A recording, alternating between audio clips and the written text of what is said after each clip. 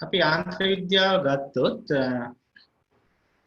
යාන්ත්‍ර විද්‍යාව පාඩමේ තියෙනවා කොටස් කිහිපයක්. චලිතය කියලා තියෙනවා.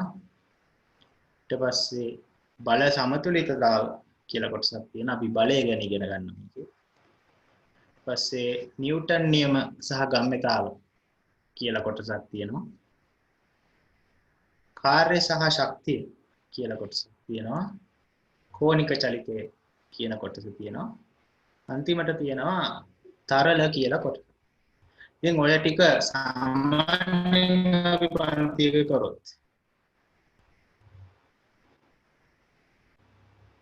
අපිට ඔකට යනවා මාස අඩුම ගානේ මාස 8ක්වත් යන පාඩමක්. ඉතින් අපි බලමු අපිට මේක කොච්චර කල් කරන්න පුළුවන්ද කියලා.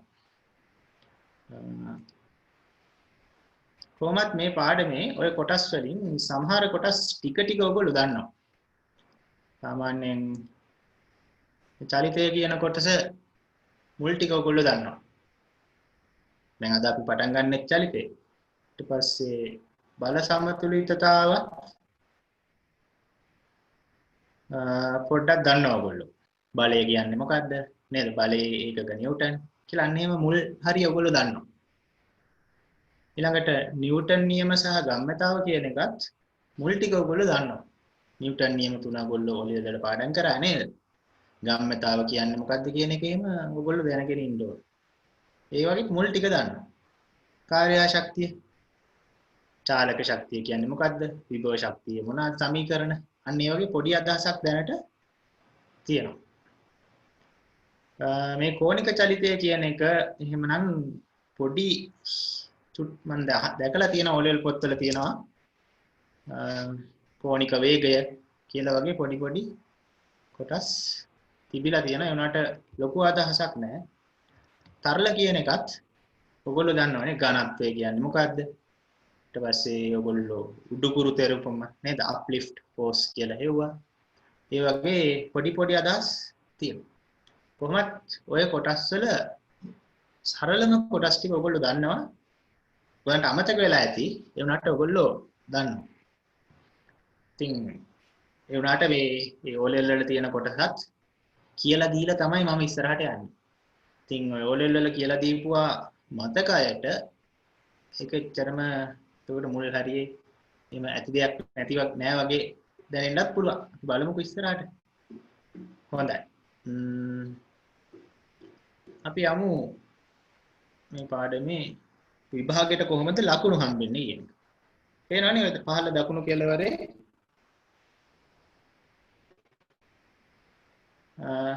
මම දාලා තියෙනවා. අපි දන්නවා අපිට තියෙනවා MCQ පේපර් එකක්. ඒ MCQ පේපර් එකේ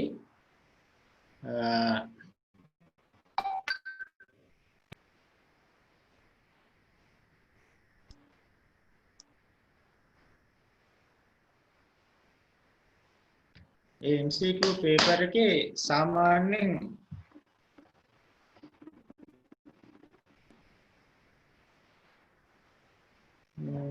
පොඩ්ඩක් ඉන්න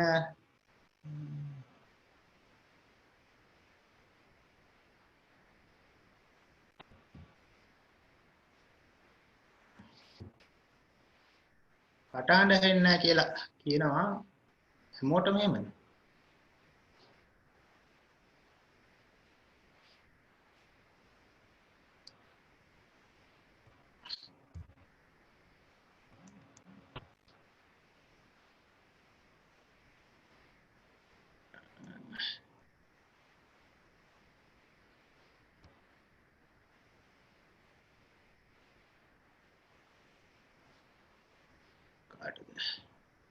කටහඬ ඇහෙන්නේ නැත්නම් පොඩ්ඩක් බලන්න ඕගොල්ලන්ගේ අතින් මේ මියුට් වෙලා ඇති. කාට හරි පහළ වම් පැත්තේ කෙළවර තියෙන මියුට් කියලා බටන් එකකුයි ස්ටොප් වීඩියෝ කියලා බටන් එකකුයි.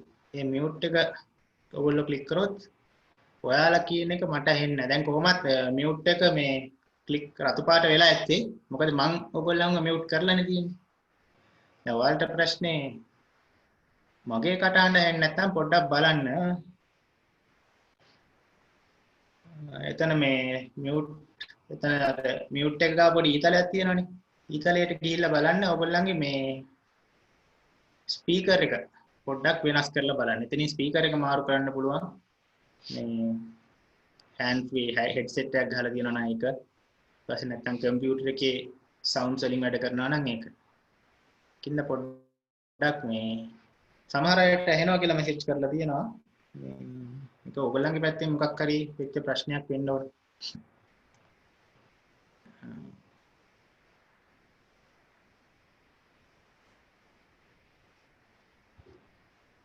හරි නේද? හොඳයි. පොඩ්ඩක් බලන්න ඔයගොල්ලේ සවුන්ඩ්ස් පොඩ්ඩක් අවුලක් තියෙනවා නම් මේ ඇහෙනව නේද කට්ටියට? පොඩ්ඩක් ඇහෙනව නම් මේ මෙහෙම කරන්න කට්ටිය. ඇහෙනා කට්ටියනේ. හරියයි. හොඳයි. එහෙනම් අපි පොඩ්ඩක් පාඩම ආයෙ පටන් ගමු. පොඩ්ඩක් සවුන්ඩ්ස් අවුල් කට්ටිය පොඩ්ඩක් බලන්න හෙඩ්සෙට් එකෙන් පොඩ්ඩක් ආපහු තද කරලා ඊට සෙටින්ග්ස් වලින් පොඩ්ඩක් බලන්නකෝ. කොහොමවත් ප්‍රශ්නයක් නැහැ. මම මේකේ වීඩියෝ එක ආපහු අප්ලෝඩ් කරනවානේ. ඔයගලන්ට එතකොට වීඩියෝ එක බලලා අතරුණ ටික ආපහු බලා ගන්න පුළුවන්. ඒකට සවුන්ඩ්ස් අවුල් වලටත් එහෙම ප්‍රශ්නයක් වෙන්න දෙන්නේ නැහැ. හරිද? හොඳයි. අපි එහෙනම් ආපහු පාඩමට යමු.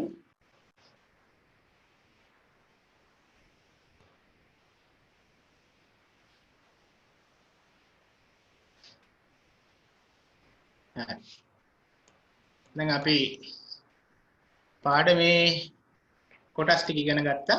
අපි කතා කර හිටියේ විභාගේ කොහොමද ලකුණු දෙන්නේ ඔයගොල්ලන්ට කියලා මේ පාඩමට. අපි කිව්වා MCQ පේපර් එකක් තියෙනවා. ඒ කියන්නේ බහුවර්ණ. ඒතර මේ බහුවර්ණ පේපර් එකේ බහුවර්ණ 50ක් තියෙනවා. එක බහුවර්ණයකට එක ලකුණ ගන්න දෙනවා.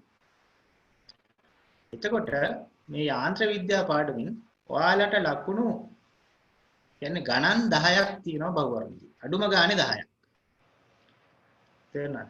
බහුවර්ණ ගණන් 10ක් මේ පාඩමෙන් දෙනවා.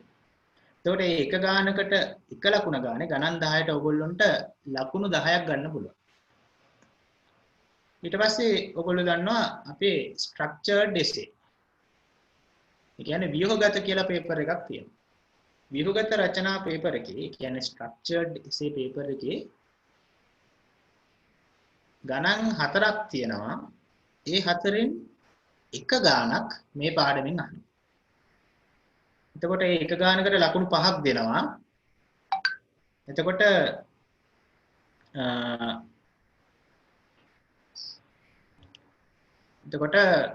එහෙනම් අපිට එක ලකුණක් මේ පාඩමෙන් ගන්න පුළුවන්. නෑ එක ගානේ එතකොට එක ගානකට ලකුණු 5යි. එතකොට ලකුණු 5ක් ව්‍යුහගත රචනා පේපර් එකෙන් අපිට හම්බ වෙනවා. ඊට පස්සේ රචනා පේපර් එක ගත්තොත් රචනා පේපර් එකේ එතකොට තවත් පේපර් එකක් තියෙනවා රචනා කියලා. ඒකෙත් යාන්ත්‍ර විද්‍යා පාඩමෙන් එක ගානක් එනවා. එතකොට මේ එක ගානකට අපිට ලකුණු 7.5ක් ගන්න පුළුවන්. එකවරක් 7.5. එතකොට ඒකිනුත් ලකුණු 7.5ක් එනවා රචනා පේපර් එකෙන්. එතකොට මුළු ලකුණු ප්‍රමාණය එතකොට මේ යාන්ත්‍ර විද්‍යා පාඩමෙන් ලකුණු 22.5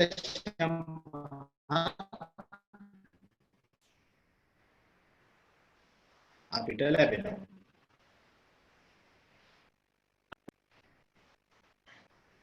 හොඳයි. හරි. අපි එහෙනම් පොඩ්ඩක් ඉස්සරහට යමු.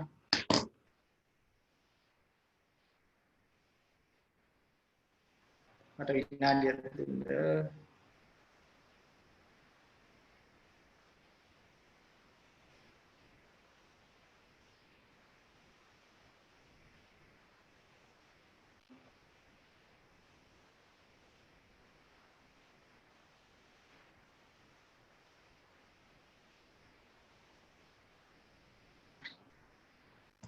හොඳයි. ඊට පස්සේ අපි පළවෙනි කොටස තමයි අද පටන් ගන්න. චලිතය කියන කොටස. මේ චලිතය කොටසේ මුලින්ම අපි ඉගෙන ගන්න දේවල් ඔයගොල්ලෝ ඇත්තටම දන්නවා. විස්ථාපනය, ප්‍රවේගය, ත්වරණය. ඔයගොල්ලෝ දන්නවනේ. නේ. ඔයා අපි ඉතින් ඒ වුණාට මම පොඩ්ඩක් අද මතක් කරමු. ඊට පස්සේ අපි ඉගෙන ගන්නවා චලිත ප්‍රස්ථාර කියලා එකක්.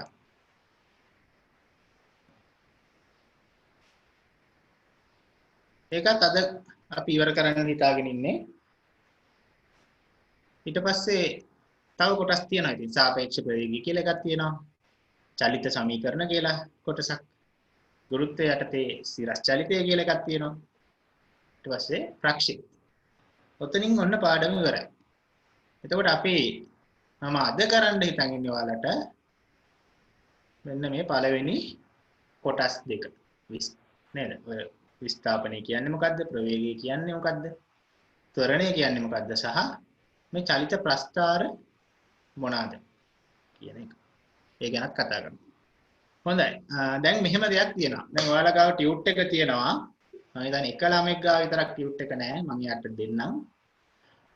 ටියුට් එකේ මොකුත් ලියන්න එපා දැන්. තේරුණාද? මේ කියන එක හොඳට අහන් ඉන්න තමයි තියෙන්නේ. අහන් ඉන්න තේරුම් ගන්න. එච්චරයි. මොකුත් ලියන්න එපා අහන් ඉන්න. ඊට පස්සේ මම පස්සේ ඔයගොල්ලන්ට මේ උගන්වපු ටිකට අදාළව මේ සම්පූර්ණ කරපු ටියුට් එකක් ගෲප් එකේ දානවා. ඒතකොට ඒක බලලා ඔයගොල්ලන්ට ඔයාලගේ ටියුට් එක සම්පූර්ණ කරගන්න පුළුවන්. ඒකින්ද කවුරුත් ලියන්න හදිස්සි වෙන්න එපා. ලියා ගන්න අවශ්‍ය තැන් වල මම කියන්නම් මේක පොඩ්ඩක් පැත්තට කටුවට සටහන් කරගන්න. මේ ටික කටුවට සටහන් කරගන්න කියලා කිව්වම ඒ අදාළ එක විතරක් පොඩ්ඩක් කොලයක ලියලා තියාගන්න. මොකද ආපස්සට මතක් කරන්න බැරි හින්දා. ඒ මිසක් මේ ටියුට් එකේ මුකුත් ලියන්න යන්න එපා මේ කරන ඇතුළේ. කරන අතරතුර නිකන් අහන් ඉන්න. එච්චර වෙලා යන්නේ පැය එකමාරක් උපරිමයයි. මෙතන ඉඳන් ඒ කාලය තුල අපිට මේ ටික කරලා ඉවර කරගන්න පුළුවන්. හොඳයි. අපි යමු දැන් පාඩමට. පාඩමේ පළවෙනි මාතෘකාව තමයි විස්ථාපනය. අපි විස්ථාපනය අපේ සිලබස් එකේ S අකුරෙන් තමයි නිරූපණය කරන්නේ. අපි ඒකට කියනවා ඉංග්‍රීසියෙන් ඩිස්ප්ලේස්මන්ට් නේද? පොඩ්ඩක් ඉංග්‍රීසි මාධ්‍යයෙන් O level කරපු ළමයි ඉන්නවනම් ඔය අවශ්‍ය තැන් වල මම ඉංග්‍රීසි වචන ටිකක් දාන්නම්. අපි ඩිස්ප්ලේස්මන්ට් කියලා කියනවා. ඊට පස්සේ අපි ගමු A සහ B ලක්ෂරේක. එතකොට මේ A ලක්ෂයේ ඉන්න පුද්ගලයෙක්ට B දිහා බලාගෙන B දෙසට එන්න පුළුවන්. එතකොට ඔය මම ඇඳපු ඊතරේ ඒකේ දිග ගත්තොත් ඕක තමයි AB අතර තියෙන කෙටිම දුරනේ. කෙටිම දුර. අන්න කෙටිම දුරට අපි කියනවා විස්ථාපනය කියලා. ඔන්න ඔය විදිහට A සිට B දක්වා කෙලින්ම පුද්ගලයෙක් ගියොත් ඔන්න ඔය කෙටිම දුරට අපි කියනවා විස්ථාපනය. ඊට පස්සේ එහෙනම් ඔන්න විස්ථාපනයේ අර්ථ දැක්වීමක් හරි. ලක්ෂ්‍ය දෙකක් අතර අවම දුර. නේ? ඕනෑම ලක්ෂ්‍ය දෙකක් අතර කෙටිම දුරට අපි කියනවා විස්ථාපනය කියලා. හැබැයි A වල ඉන්න එක්කෙනාට B වලට යන්න ඔය පාර තමයි ළඟම. ඒ වුණාට එයාට ඔය වෙන පාරවල් වලින් යන්නත් පුළුවන්. ඔන්න ඔහොම වගේ. ඔන්න ඔය පාර ඔස්සේ යන්නත් පුළුවන්. හැබැයි ඒක කෙටිම දුර නෙවෙයි. තේරුණා? අන්න ඔකට අපි කියනවා දුර කියලා කියනවා. අපි හිතමු උදාහරණයකට ඔන්න ඔය වගේ මාර්ගයක කවුරු හරි පුද්ගලයෙක් ගමන් කරොත් අපි ඔකට දුර කියලා කියනවා. ඒකට විස්ථාපනයේ දුරේ වෙනස ඔයගලන්ට තේරෙනවා. විස්ථාපනය වල තියෙන එකයි. හැබැයි දුරවල් එහෙම නැහැ. දුරවල් ඕන තරම් තියෙනවා ක්‍රම නේද? ඔන්න ඔහොම යන්න පුළුවන් නේ. මෙහෙන් ගිහිල්ලා මෙහෙම ගිහිල්ලා එන්න පුළුවන්. අන්න ඒ වගේ නිශ්චිත නෙවෙයි දුරවල් ඕන තරම් තියෙනවා. හැබැයි විස්ථාපන තියෙන්නේ එකයි. හරි. ඒකත් හරි. ඒ වගේම ඔයාලා මතක තියාගන්න ඕන කරුණු කිහිපයක් තියෙනවා. විස්ථාපනයේ ඒකක මීටර. හරිද? දිගක්නේ. AB අතර තියෙන කෙටිම දුර තමයි විස්ථාපනය. ඒකට ඒකකයේ මීටර. මාන L. ඒකත් අපි දන්නවනේ මාන ගැන ඉගෙනගෙන තියෙනවා නේ. දිගේ මාන L. ඒ වගේම මතක තියාගන්න විස්ථාපනය දෛශිකයක්. තේරුණාද? විස්ථාපනය දෛශිකයක්. දුර දෛශිකයක් නෙවෙයි අදිශයක්. හරි. ඔය කරුණු ටික තමයි අපිට විස්ථාපනය ගැන දැනට ඉගෙන ගන්න තියෙන්නේ.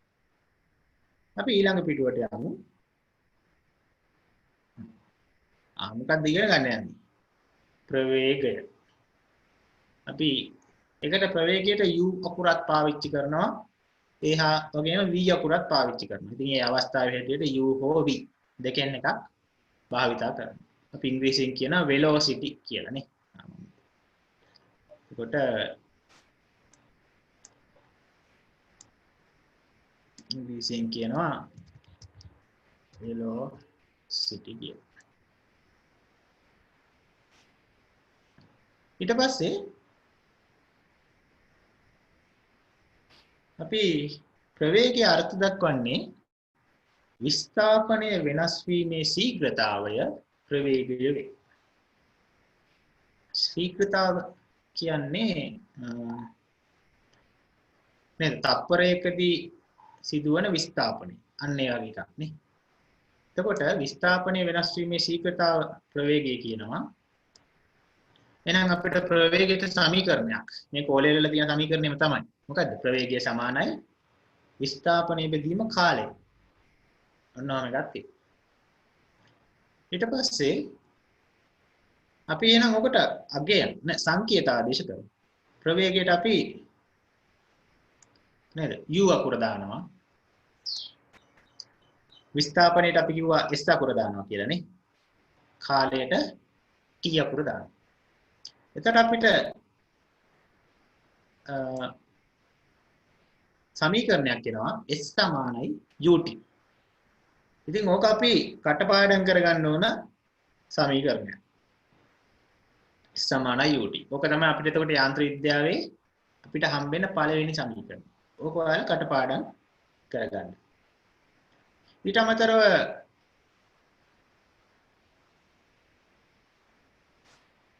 මේ දකුණු පැත්තේ නේද? ඔය හරිය තියෙනවා මොනවාද? විස්ථාපනයේ ඒකක ms ඍණ එක නේද?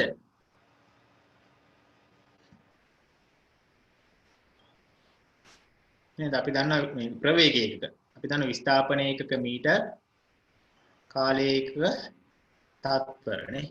ඒතර m බෙදීමස් මේ s එක උඩට එද්දී ms ඍණ එක වෙලා එනවා නේ. ඒකක ms ඍණ එක. එතකොට ප්‍රවේගයේ මාන lt ඍණ එක. ඒවා තේරෙනවනේ දැන් නේ මාන පාඩම අපි කරලා ඉවරනේ. ඒ වගේම මතක තියාගන්න ප්‍රවේගයට තියෙනවා දිශාවක්. ඒකින්ද ඒක දෛශිකයක් වෙනවා. ඒතර ඔය කරුණු ටික දන්නවනම් ප්‍රවේගය ප්‍රමාණවත්. හරි. ඒතර ඔන්න ප්‍රවේගය ගැන ඉගෙන ගත්තා. එක සමීකරණයකුත් ඉගෙන ගත්තා. මොකද? S සමානයි ut. ඒ කියන්නේ විස්ථාපනයේ සමානයි ප්‍රවේගය වැඩි කිරීම කාලය. හරි. ඔන්න එක සමීකරණයක් හරි. ඊළඟට අපි ත්වරණය කියන එක බලමු. දැන් මේකත් ඔයගොල්ලෝ දන්න එක. ත්වරණය අපි ඉගෙන ගන්නේ නේද? අපි කියන ඇක්සලරේෂන් කියලා.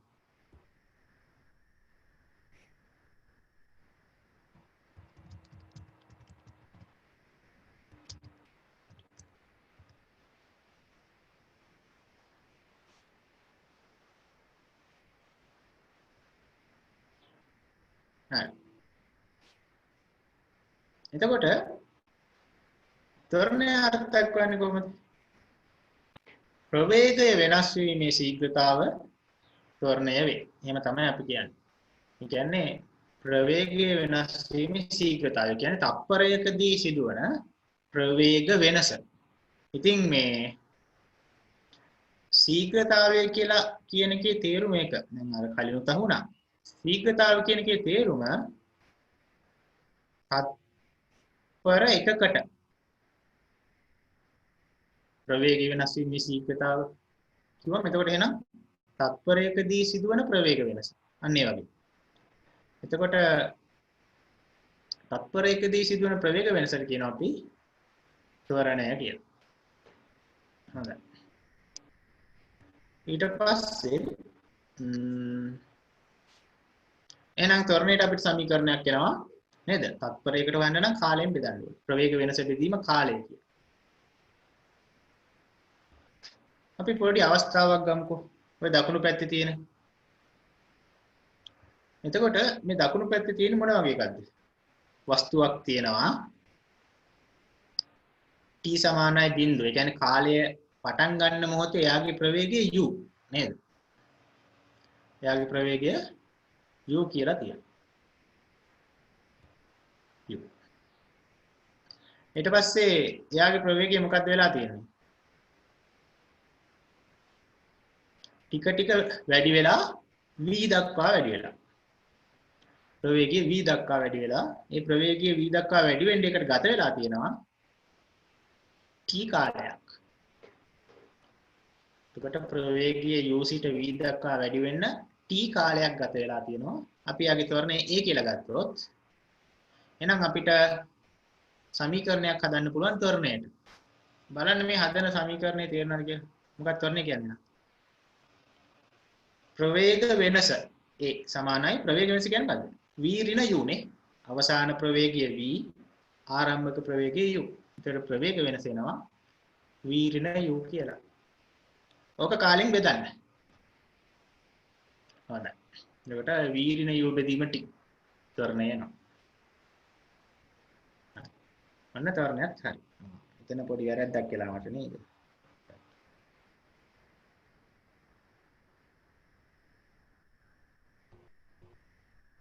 ඒකයි මානයි පොඩ්ඩක් වැරදිලා.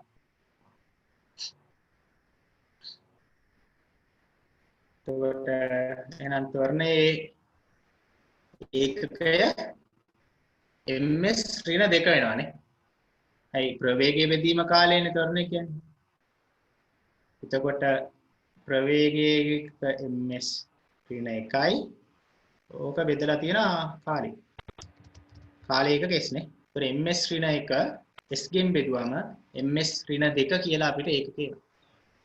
නැත්තම් මාන lt ඍණ 2. මේකත් හරිනේ. ඒ වගේම මතක තියාගන්න මේ ත්වරණය දෛශිකයක්. මෙතන ප්‍රවේගය කියලා තියෙන ප්‍රවේගය නෙමෙයි ඒක.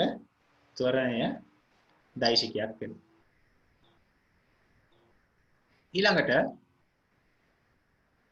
මේ කොටසත් ඔයගොල්ලෝ දන්නවනේ. ප්‍රවේගය එන්න වැඩි වෙනවා නම් අපි ඒකට කියනවා ත්වරණයක්. නැත්නම් ධන ත්වරණයක් කියලා කියනවා. ඒ වගේම ප්‍රවේගය එන්න අඩු වෙනවා නම් අපි ඒකට ඍණ ත්වරණයක් කියනවා නැත්නම් මන්දනයක් කියනවා. හොඳයි නේ. ප්‍රවේගය වැඩි වෙනවා නම් ධන ත්වරණයක්. ප්‍රවේගය අඩු වෙනවා නම් ඍණ ත්වරණයක් නැත්නම් මන්දනයක් කියලා කියනවා. එතකොට ඔන්න ත්වරණය ගැනත් ওই ටික දැනගත්තම ඇති. හරි. දැන් ප්‍රස්ථාර වලට අපි යන්න යන්නේ. හොඳේ. ප්‍රස්ථාර වලට. දැන් මෙච්චර වෙලා උගන්වපු ටික ඔයගොල්ලෝ දන්න දේවල් තමයි. පොඩ්ඩක් මතක් කරලා දීප එක තමයි කරේ. හොඳයි. අපි බලමු එහෙනම් ප්‍රස්ථාර වර්ග කීපයක් තියෙනවා. ඒකේ පළවෙනි වර්ගයට අපි කියනවා විස්ථාපන කාල ප්‍රස්ථාර කියලා. නැත්නම් ST වක්‍ර නේද? විස්ථාපනයේ S අකුර දානවා. කාලයට T අකුර දානවා. එතකොට ST වක්‍ර කියලා කියනවා.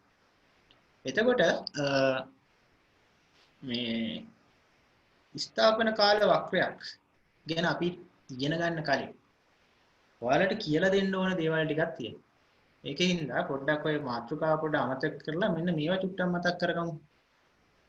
මොනවද දන්නවද?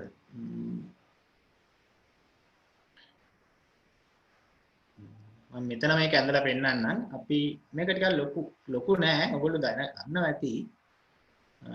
උනාට මේක නැතුව මේ පාඩම ඉස්සරහට යන්න බෑ. ඒක තමයි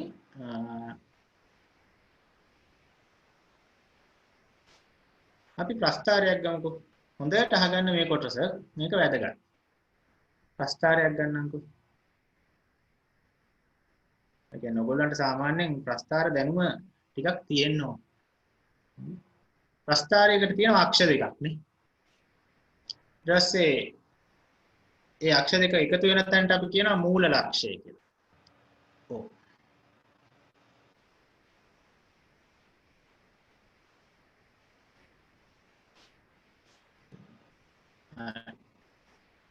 ඊට පස්සේ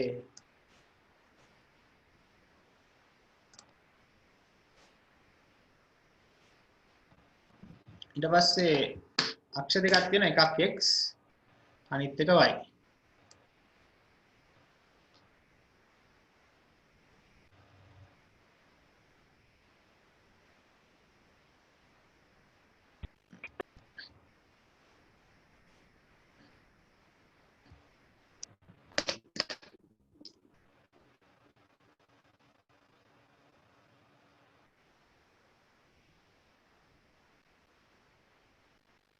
මට විනාඩියක් දෙන්න ළමයි.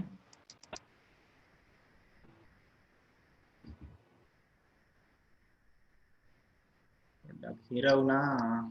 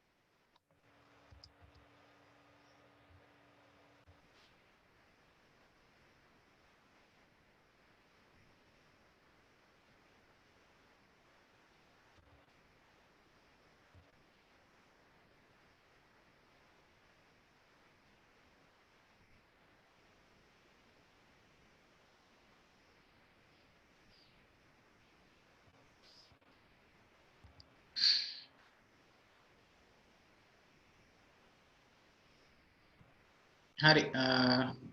පොඩ්ඩක් ඉන්න මේ මගේ ඉන්ටර්නෙට් කනෙක්ෂන් එක මේ රවුටර් එකට මාරු කරගන්න වෙනවා.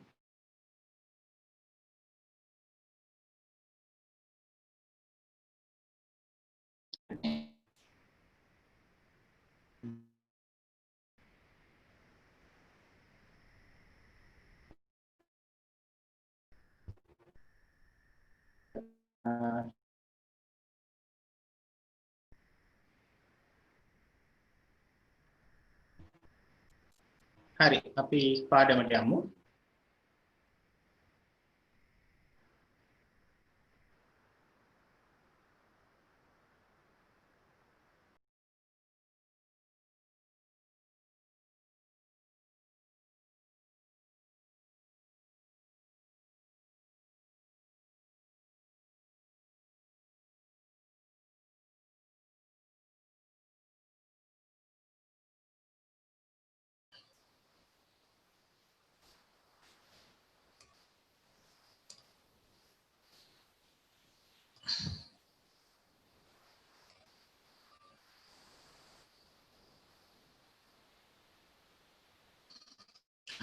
මම කියේ හිටියේ ඔයගොල්ලන්ට මේ ප්‍රස්ථාර පිළිබඳව ඔයගොල්ලන්ගේ තියෙන්න ඕන දැනුම.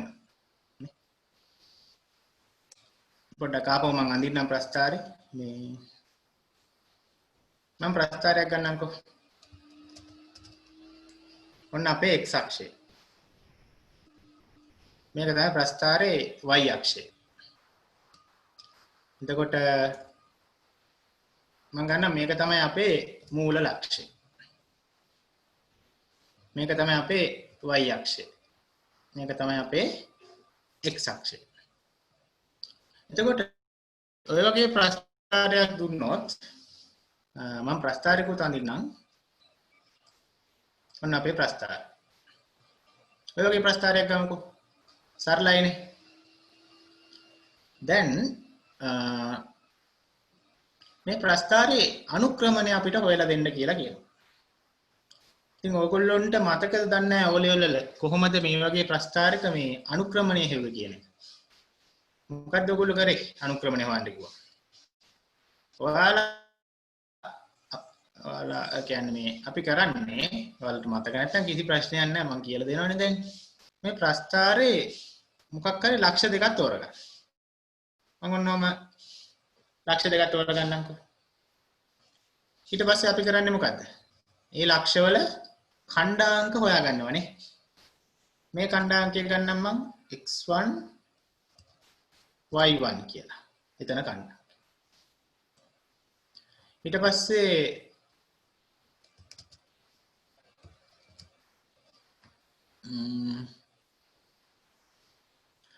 මම තව ඛණ්ඩාංකයක් ගන්නම් x2 y2 කියලා. යට එක. ඔන්න ඔය විදිහට අපි ඛණ්ඩාංක දෙක හොයාගත්තා. ඊට පස්සේ ඛණ්ඩාංක දෙක හොයලා අනුක්‍රමණය ඔයගොල්ලෝ හොයනවා කියලා මොකද්ද කරන්නේ? ඔයගොල්ලෝ අනුක්‍රමණය හොයනවා කියලා කරන්නේ මෙන්න මෙහෙම දෙයක් නේ. ඊට පස්සේ අනුක්‍රමණය හොයන්න කිව්වම ඔයගොල්ලෝ හොයන්නේ මොකද්ද? y සමානයි මොකද්ද? y1 sorry y නෙවෙයි අනුක්‍රමණය සමානයි. අපි සාමාන්‍ය අනුක්‍රමණයට මම දාන්නේ m අකුර. ඒතර අනුක්‍රමණය සමානයි y1 ඍණ y2 බෙදීම x1 ඍණ x2. කොහොම එකක් ඕගොල්ලෝ කරනවා නේද? ඔන්න ඔහොම තමයි ඔයගොල්ලෝ අනුක්‍රමණය හෙව්වේ. එතකොට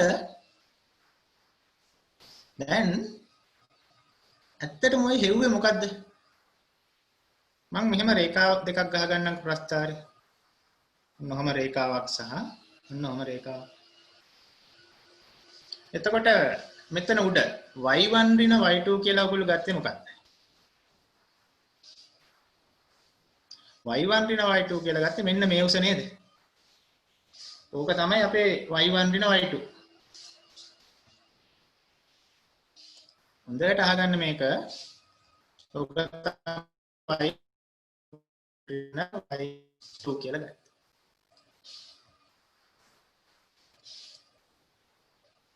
ඊට පස්සේ අපි අතන x1 ඍණ x2 කියලා ගත්තේ මොකද්ද මේ යට හරය?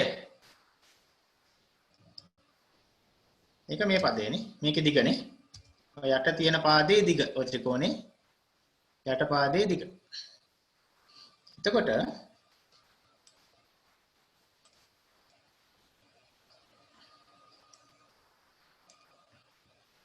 මේ දිග. අන්න ඔය දිග. එතකොට පොඩ්ඩක් ඔය ත්‍රිකෝණය බලමු. ඔයාලට පේන ඔය ත්‍රිකෝණය ඍජුකෝණී ත්‍රිකෝණයක් නේ. ඍජුකෝණී ත්‍රිකෝණය. එතකොට එහෙනම් ඔය ත්‍රිකෝණේ මෙන්න මේ කෝණය මෙන්න මේ වම් පැත්තේ කෙළවරේ යට තියෙන කෝණය. ඔන්න මම කරන්නේ. ඔය ක්‍රෝණය θීටා කියලා ගත්තොත්. ඔයගොල්ලෝ O level වල ඉගෙන ගන්නවා tan θ නේ. මතකද? tan θ කියලා ගන්නෙ මොකද්ද ඔයගොල්ලෝ? සම්මුඛ පාදයේදීම බද්ධ පාදයනේ. tan θ කියන්නේ සම්මුඛ පාදයේ බෙදීම බද්ධ පාදය. දැන් මේකේ සම්මුඛ පාදය මොකද්ද?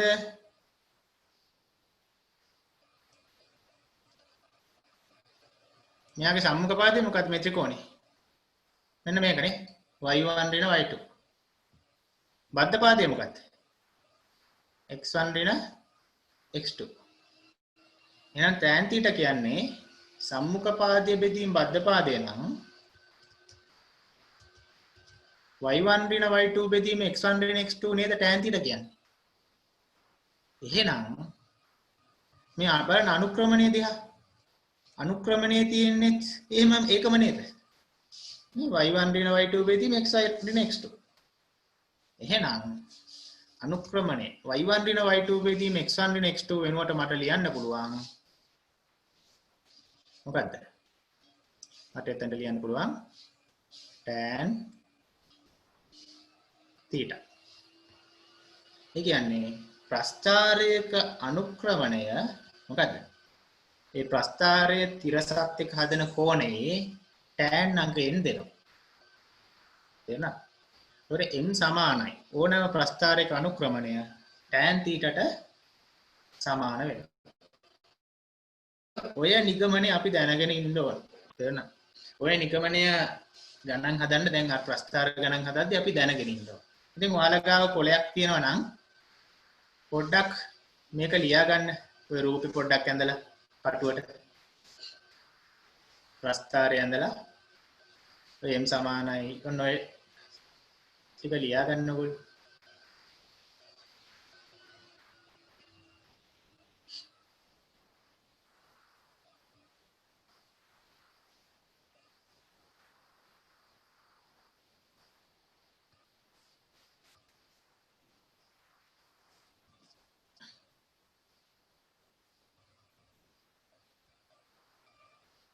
මම ඔයාලට විනාඩි 3ක් විතර දෙන්න 4ක් දෙන්න ඔය ටික ලියා ගන්න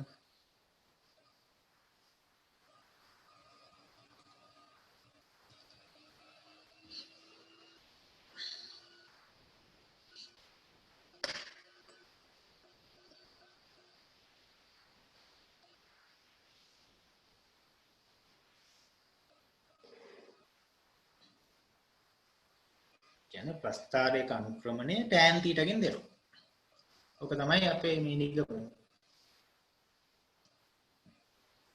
ඒ කියන්නේ මෙහෙමයි ලියා ගන්න නැත්නම් ස්ක්‍රීන්ෂොට් එකක් ගහ ගන්න පුළුවන් නේද? ෆෝන් එකෙන් නම් එහෙම ස්ක්‍රීන්ෂොට් එකක් ගහ ගන්න පුළුවන්. ඒත් කමක් නැහැ. එනට පොඩ්ඩක් පැත්තක කොලයක ලියලා තියාගන්න එක හොඳයි අද. ඉස්සරහට යද්දී ආපහු මතක් කරගන්න වෙනවා. කින්ද ඔක පොඩ්ඩක් කටුවට ලියා ගන්න.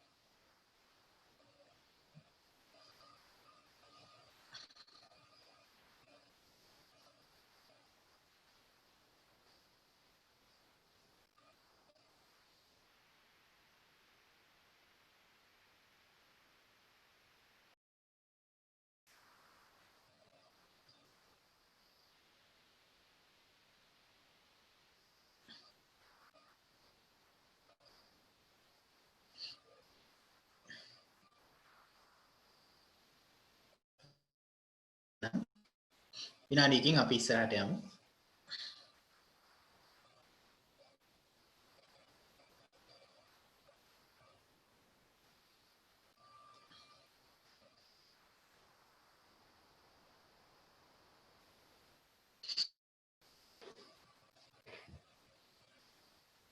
එතකොට ඔයාලගේ වැදගත් වටිනා නිගමනය තමයි මේක. අනුක්‍රමණය. M කියන්නේ අනුක්‍රමණය කියන එක. අපි M අකුර දාන්නේ අනුක්‍රමණයට.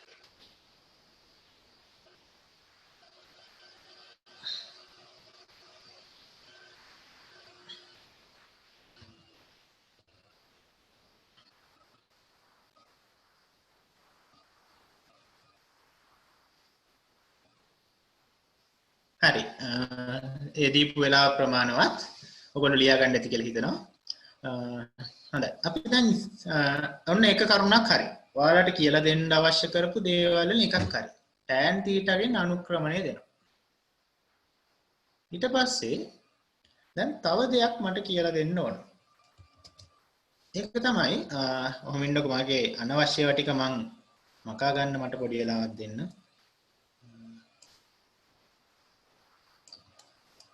මම කරනවට වඩා ලේසි ආය අඳින්න. ආය අඳින්න. මේකත් ප්‍රස්ථාර කතාවක් කියන්නේ. මේකත් ඔයගොල්ලෝ දන්න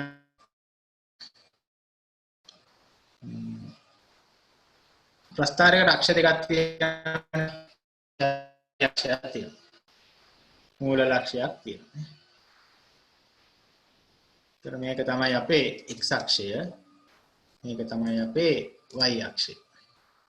එතකොට දැන් අනුක්‍රමණය කියන එක හරියට මම අඳින්නම් මෙන්න මේ જાතිය ප්‍රස්ථාරයක්. මං හඳුන්වනවා ඔන්න ඔය જાතිය ප්‍රස්ථාර. ඔන්න ඔය ප්‍රස්ථාරයේ හැඩය මොකද්ද? අපි මොන જાතිය ප්‍රස්ථාරයක් කියලාද ඔකට කියන්නේ? මතකද ඔවා? ඔකට කියනවා නේද මෙහෙම ප්‍රස්ථාර කියලා. මොකද y සමානයි mx ධන c ආකාරයේ ප්‍රස්ථාර කියලා. එතකොට මේක y සමාන mx ධන c ආකාරයේ ප්‍රස්ථාරය. ඒ කියන්නේ මේකේ දැන් m කියන්නේ අනුක්‍රමණය. එතකොට මෙයාට තියෙන මොන අනුක්‍රමණයක්ද? ධන අනුක්‍රමණයක්ද ඍණ අනුක්‍රමණයක්ද? මෙයාට තියෙන්නේ ධන අනුක්‍රමණයක් තියෙන ප්‍රස්ථාරයක්. ඉතින් ඔන්න ඔය හැඩේ. ඒ කියන්නේ මේ x අක්ෂයේ දැන් මෙයාගේ අර තීටා කෝණය අපි ඇන්දේ. ඒ තීටා කෝණය මේකනේ. නේද? ඕක තමයි යාගේ තීටා කෝණය. එතකොට මේ tan තීටා තමයි අනුක්‍රමණය නේ. ඔය වගේ ප්‍රස්ථාරයකට අපි කියනවා ධන අනුක්‍රමණයක් තියෙන ප්‍රස්ථාරයක්. නැත්නම් y සමානයි mx ධන c ආකාරයේ ප්‍රස්ථාරය. ඊට පස්සේ අපි තව ප්‍රස්ථාරයක් අඳමුකෝ. එතකොට මට කියලා දෙන්න ඕන ඔයාලට ධන අනුක්‍රමණයක් තියෙන ප්‍රස්ථාරයක් කියන්නේ මොකක්ද? ඍණ අනුක්‍රමණයක් තියෙන ප්‍රස්ථාරයක් කියන්නේ මොකක්ද? දැන් ඔය ඇන්දේ ධන අනුක්‍රමණයක් තියෙන ප්‍රස්ථාරයක්. එතකොට මේකේ මේ ප්‍රස්ථාරය m කියන එක ධන. m ගේ අගය ධන අගයක්. ඊට පස්සේ අපි තව ප්‍රස්ථාරයක් ගමු මෙන්න මේ જાති එකක් ගන්නම. අන්න ඔය જાති ප්‍රස්ථාරයක් ගත්තා. ඒක මොන ආකාරයේ ප්‍රස්ථාරයක්ද? අපි ඒවට කියනවා මොනවද?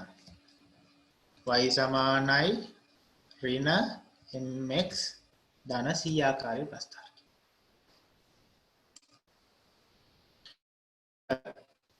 මේ වගේ ප්‍රස්ථාර වලට අපි කියනවා ඍණ අනුක්‍රමණයක් තියෙන ප්‍රස්ථාර. ඉතින් ඔය එහෙමයි. එතකොට එහෙනම් අපි ඔබ ලිව්වොත් මෙයාගේ අනුක්‍රමණය ඍණ අගයක් තමයි ගන්න. ඒක ඍණ අනුක්‍රමණයක් තියෙන ප්‍රස්ථාරය. එතකොට ඔයාලට පුළුවන් නම් එච්චරයි. ධන අනුක්‍රමණයක් තියෙන ප්‍රස්ථාරයක් අඳුරගන්නයි ඍණ අනුක්‍රමණයක් තියෙන ප්‍රස්ථාරයක් අඳුරගන්නයි. ඉතින් අර තීටා කෝණය x ගේ ධන පැත්තත් එක්ක සුළු කෝණයක් හදනවා නම් ඒක ධන අනුක්‍රමණයක් තියෙන ප්‍රස්ථාරයක්. තීටා කෝණය සුළු කෝණයක් හදන්නේ x ගේ ඍණ පැත්තත් එක්ක නම් ඒක ඍණ අනුක්‍රමණයක් තියෙන ප්‍රස්ථාරයක්. ඔච්චරයි. දැන් ඔන්න දැන් ඔයාලට පුළුවන් ධන අනුක්‍රමණයක් තියෙන ප්‍රස්ථාරයක් මොන වගේද? ඍණ අනුක්‍රමණයක් තියෙන ප්‍රස්ථාරයක් මොන වගේද කියලා අඳුරගන්න. එතකොට ධන අනුක්‍රමණයක් කියන එක මෙහෙමත් ලියන්න පුළුවන් නේ අපිට.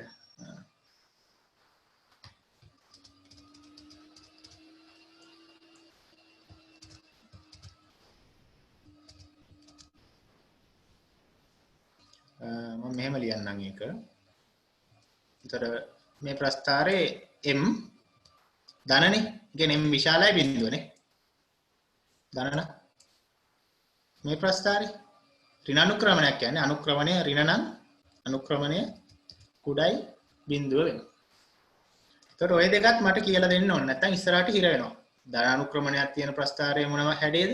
ඍණ අනුක්‍රමණයක්. ඒ කියන්නේ අර ඇලවෙලා තියෙන පැත්ත තමයි බලන්නේ. හරි. පොඩ්ඩක් ඕකත් කටුවට ඇඳ ගන්න. පැත්තකින්. විනාඩි 2ක් දෙන්නම් ඕකටත්. ධන අනුක්‍රමණයක් තියෙන ප්‍රස්ථාරයක් මොන පැත්තටද ඇලවෙලා තියෙන්නේ? ඍණ අනුක්‍රමණයක් තියෙන ප්‍රස්ථාරය ඇලවෙන්නේ මොන පැත්තටද?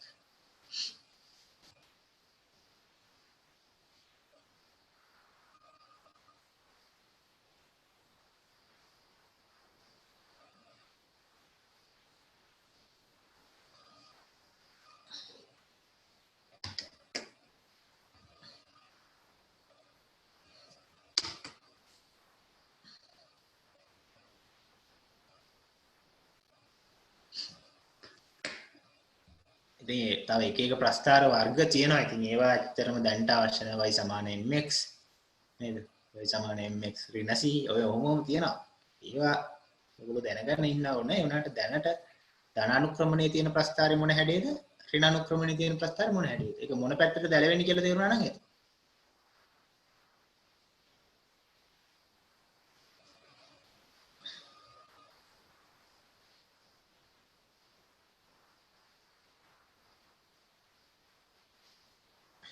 තව විනාඩියක් දෙන්න.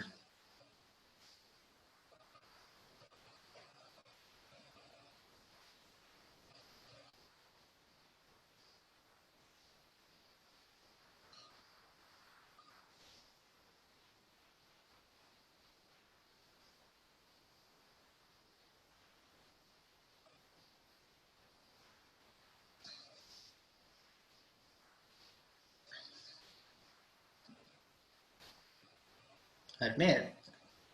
තව තත්පර 15ක් විතර ගන්න.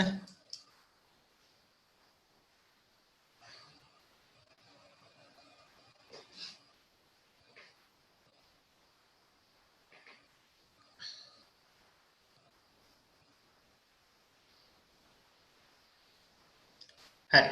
ප්‍රමාණවත්නේ කාලේ නේද? හරි. අපි ඊළඟ කොටසට යමු. ඔන්න දැන් විස්ථාපන කාල ප්‍රස්ථාර ගැන තමයි ඉගෙන ගන්න. බලමු මොකද්ද මේ විස්ථාපන කාල ප්‍රස්ථාරයක් කියන්නේ කියලා. බලන්න කියවලා කිසියම් වස්තුවක විස්ථාපනය කාලය සමග විචලනය වන ආකාරය නිරූපණය කිරීමට භාවිත කරයි. කියන්නේ විස්ථාපන කාල ප්‍රස්ථාරය භාවිත කරන්නේ වස්තුවක විස්ථාපනය කාලයත් එක්ක කොහොමද වෙනස් වෙන්නේ කියලා. අපි උදාහරණයකට ගමු මෙන්න මේ જાති ප්‍රස්ථාරය. බලන්න දම් පාටට තියෙන එක තමයි ප්‍රස්ථාරය. මොකද වෙලා තියෙන්නේ? කාලයත් එක්ක මොකක්ද වෙලා තියෙන්නේ? කාලය ගත වෙනකොට යාගේ විස්ථාපනය වැඩි වෙලානේ. ඒතර මට දැන් නිකමට කියන්න දැන් කලින් ඉගෙන ගත්තේ මෙයාට තියෙන ධන අනුක්‍රමණයක්ද ඍණ අනුක්‍රමණයක්ද? මේ ප්‍රස්ථාරයට තියෙන්නේ ඔක ධන අනුක්‍රමණයක් තියෙන ප්‍රස්ථාරයක්. හරි? හරි. ප්‍රස්ථාරයක් තියෙනවා. සරල අවස්ථාව. මේ අපි දන්නවා මේකත්. මෙයාගේ අනුක්‍රමණය දෙනවා tan θ ගේ. නේ? මම කටුවට ලියා ගන්න කියලාත් කිව්වා ඔයගොල්ලන්ට. හරි. එතකොට අනුක්‍රමණයෙන් tan θ දෙනවා නම් මොනවාද අනුක්‍රමණය හොයන්න යන්නේ? tan θ කියන්නේ මොකද්ද? අපි දන්නවා tan θ කියන්නේ ඕනම ත්‍රිකෝණයක සම්මුඛ පාදයේ බෙදීම බද්ධ පාදේ. ඒක සම්මුඛ පාදයේ බලන්න ওই ත්‍රිකෝණේ AB නේද? සම්මුඛ පාදයේ AB. බද්ධ පාදයේ OA නේ ওই ත්‍රිකෝණේ.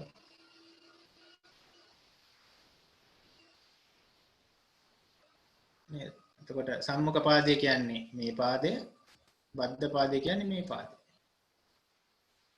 එහෙනම් හරි ඊට පස්සේ අපි ඉස්සරහට යන් AB කියන්නේ AB කියන්නේ S නේ. බලන්න ඒක තේරෙනවද? AB පාදයේ දිග මම S කියලා ගත්තා. මේක.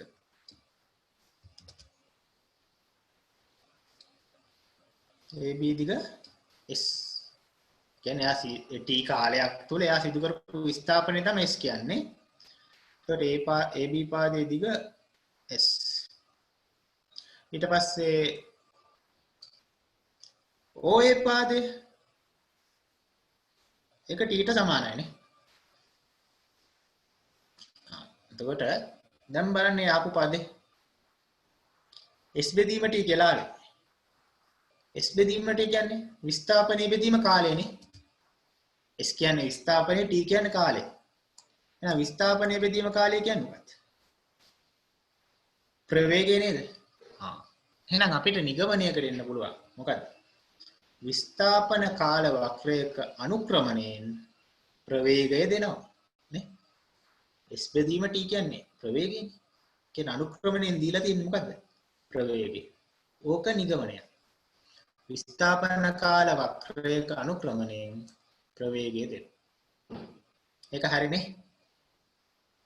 හොඳයි. අපි ඔක තමයි නිගමනය. අපි ඔක කොහොමම තියාගෙන ප්‍රවේග කාල ප්‍රස්ථාරයටත් යමු. ප්‍රවේග කාල වක්‍රයකින් මොකද කරන්නේ? නෑ ඒකත් තේරෙන්න ඕනේ. මොකද?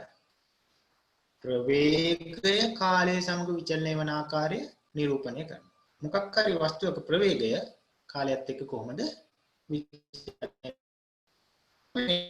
ප්‍රවේග කාල ප්‍රස්ථාරය ගමු. තේරෙනවද? දැන් ඔන්න ප්‍රස්ථාරය තියෙනවා x අක්ෂයේ කාලය t පේනවනේ. y අක්ෂය v ප්‍රවේගය. ඒකට කාලයත් එක්ක ප්‍රවේගය කොහොමද වෙනස් වුනේ කියලා තියෙනවා. දැන් ඔය දීලා තියෙන උදාහරණය නම් මොකක්ද වෙලා තියෙන්නේ? කාලය ගත වෙන්න එයාගේ ප්‍රවේගය මොකද වෙලා තියෙන්නේ?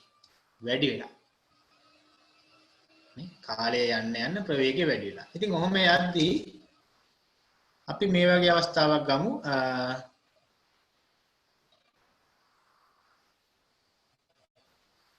එයා t කාලයක් තුල ප්‍රවේගයේ v දක්වා වැඩි වෙලා නේ. t කාලයක් තුල එයාගේ ප්‍රවේගය v දක්වා වැඩි වෙලා. v ප්‍රමාණයකින් වැඩි වෙලා. හොඳයි. එතකොට මම මේ අකුරු ටිකකුත් දාගෙන තියෙනවා. ඔය ඔයගොල්ලන්ට පේනව නේද? මේ ABC නේ ABC ද තියෙන්නේ. O කියලා දාගත්තා මේ කෙලවර මූල ලක්ෂ්‍ය. A කියලා ලක්ෂ්‍යයක් දාගත්තා, B කියලා ලක්ෂ්‍යයක් දාගත්තා. OAB. එතකොට t කාලයක් තුල ප්‍රවේගය v දක්වා වැඩි වෙච්ච අවස්ථාවක් ගත්තොත් දැන් අපි හොයන්නේ මෙයාගේ අනුක්‍රමණය. කියන්නේ අපි දැන් හොයන්න යනවා ප්‍රවේග කාල වක්‍රයක අනුක්‍රමණය මොකද්ද දෙන්නේ? දැන් අපි දන්නවා අනුක්‍රමණය දෙනවා tan θ ගෙන්. එතකොට දැන් මේ ත්‍රිකෝණේ tan θ හරි නේද? සම්මුඛ පාදයේ AB බද්ධ පාදයේ OA. tan θ සමාන වෙනවා AB බෙදීම OAට. දැන් AB වෙනකොට ලියන්න පුළුවන් මොකද්ද? මොකද්ද? AB දිග සමානයි මේ ප්‍රස්ථාරය නම් v ට නේ. OA දිග සමාන වෙන්නේ මොකටද? OA දිග සමාන වෙනවා කාලයට නේ. කාලයට OA දිග t කියලා අපි ගත්තා. එහෙනම් අපිට නිගමනයකට එන්න පුළුවන්. මොකද්ද? v බෙදීම t කියන්නේ ත්වරණයනේ. ප්‍රවේගය බෙදීම කාලය කියන්නේ. නැත්නම් ප්‍රවේග වෙනස බෙදීම කාලය. නැත්නම් ප්‍රවේගය බෙදීම කාලය කියන්නේ ත්වරණය. එහෙනම් ප්‍රවේග කාල වක්‍රයේ අනුක්‍රමණයෙන් අපිට දෙනවා ත්වරණයක්. එහෙනම් ත්වරණය තමයි මෙයාගේ අනුක්‍රමණයෙන් දෙන්නේ. හොඳයි. එතකොට අපිට නිගමන දෙකක් ආවා. ඔය නිගමන දෙක පොඩ්ඩක් බලමු. මම මේ පහළ වෙනම ලියලා තියෙනවා. දැන් චලිත ප්‍රස්ථාර ගණන් හදන්න යන්නේ. ගණන් හදන්න කලින් මේ දෙක මතක තියාගන්න. ST වක්‍රයක අනුක්‍රමණයෙන් ප්‍රවේගය දෙනවා. ඒක අපි ඔප්පු කරගත්තනේ. ඒ වගේම අපි ඉගෙන ගත්තා VT ප්‍රවේග කාල වක්‍රයක අනුක්‍රමණයෙන් ත්වරණය දෙනවා. ඒතකොට ඔය නිගමන දෙකෙන් තමයි අපි මේ ගණන් ටික හදන්නේ. ඒකින්ද ඕගොල්ලෝ ඔය නිගමන දෙක කොහේ හරි පැත්තකින් ලියා ගන්න තියාගන්න. කටුවට විනාඩියක් දෙන්නම් ලියා ගන්න.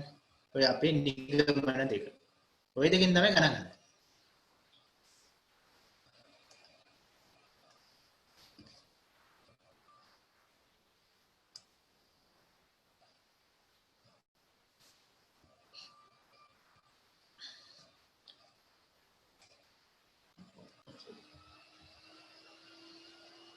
ST වක්‍රයක අනුක්‍රමණයෙන් ප්‍රවේගය ලබා දෙනවා. VT වක්‍රයක අනුක්‍රමණයෙන් ත්වරණය දෙනවා. ඔය නිගමන දෙක.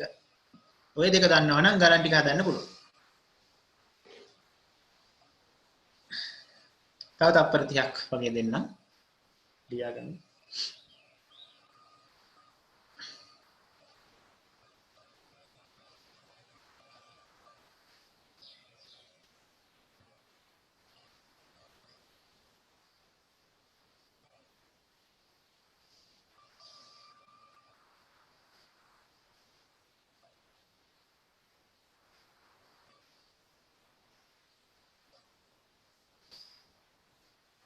හරිනේ.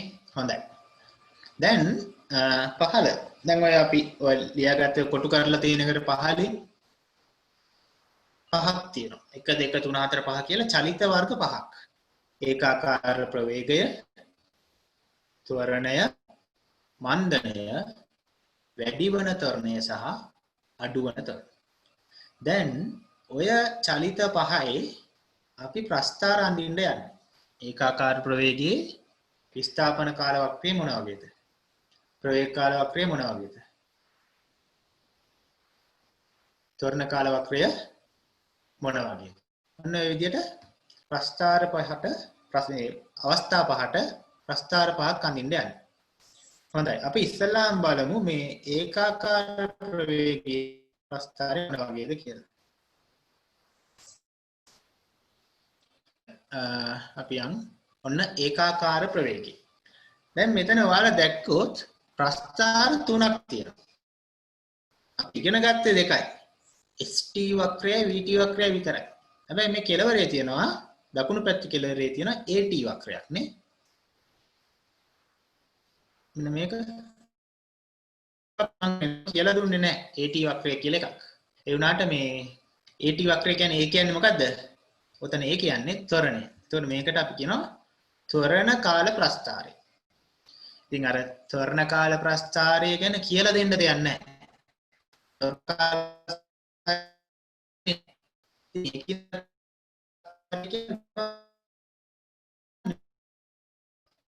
එහෙම එකක් අඳින්න පුළුවන්.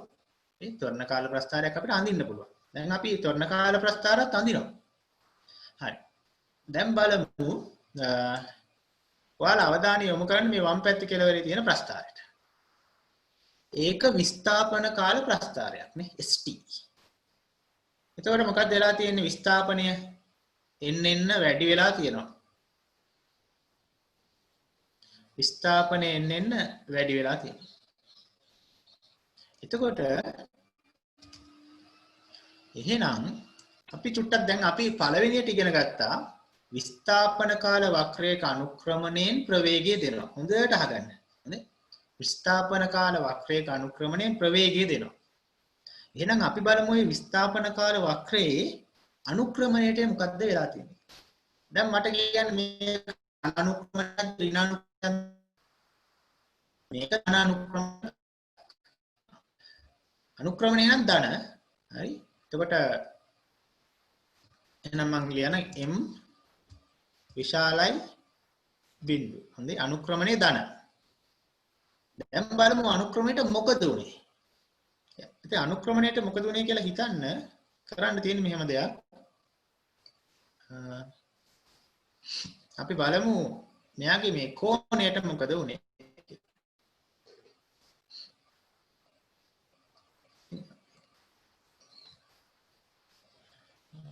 පොඩ්ඩක් ඉන්න ළමයි.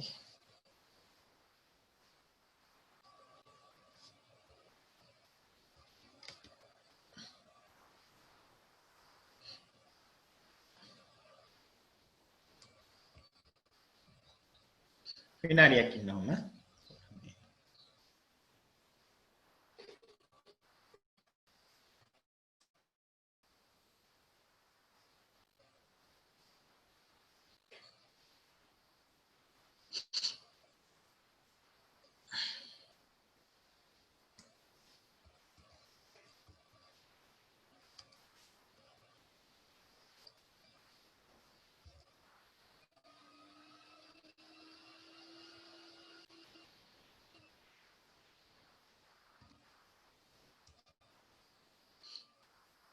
හරි.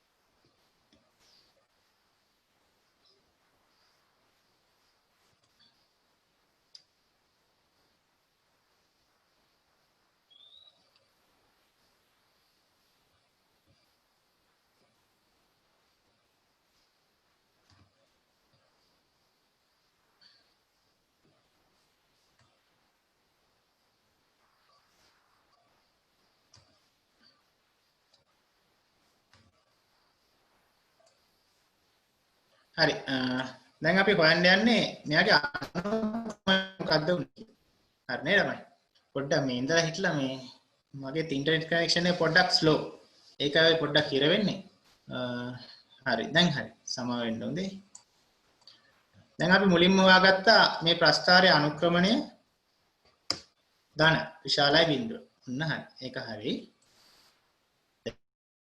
අනුක්‍රමණයට මොකද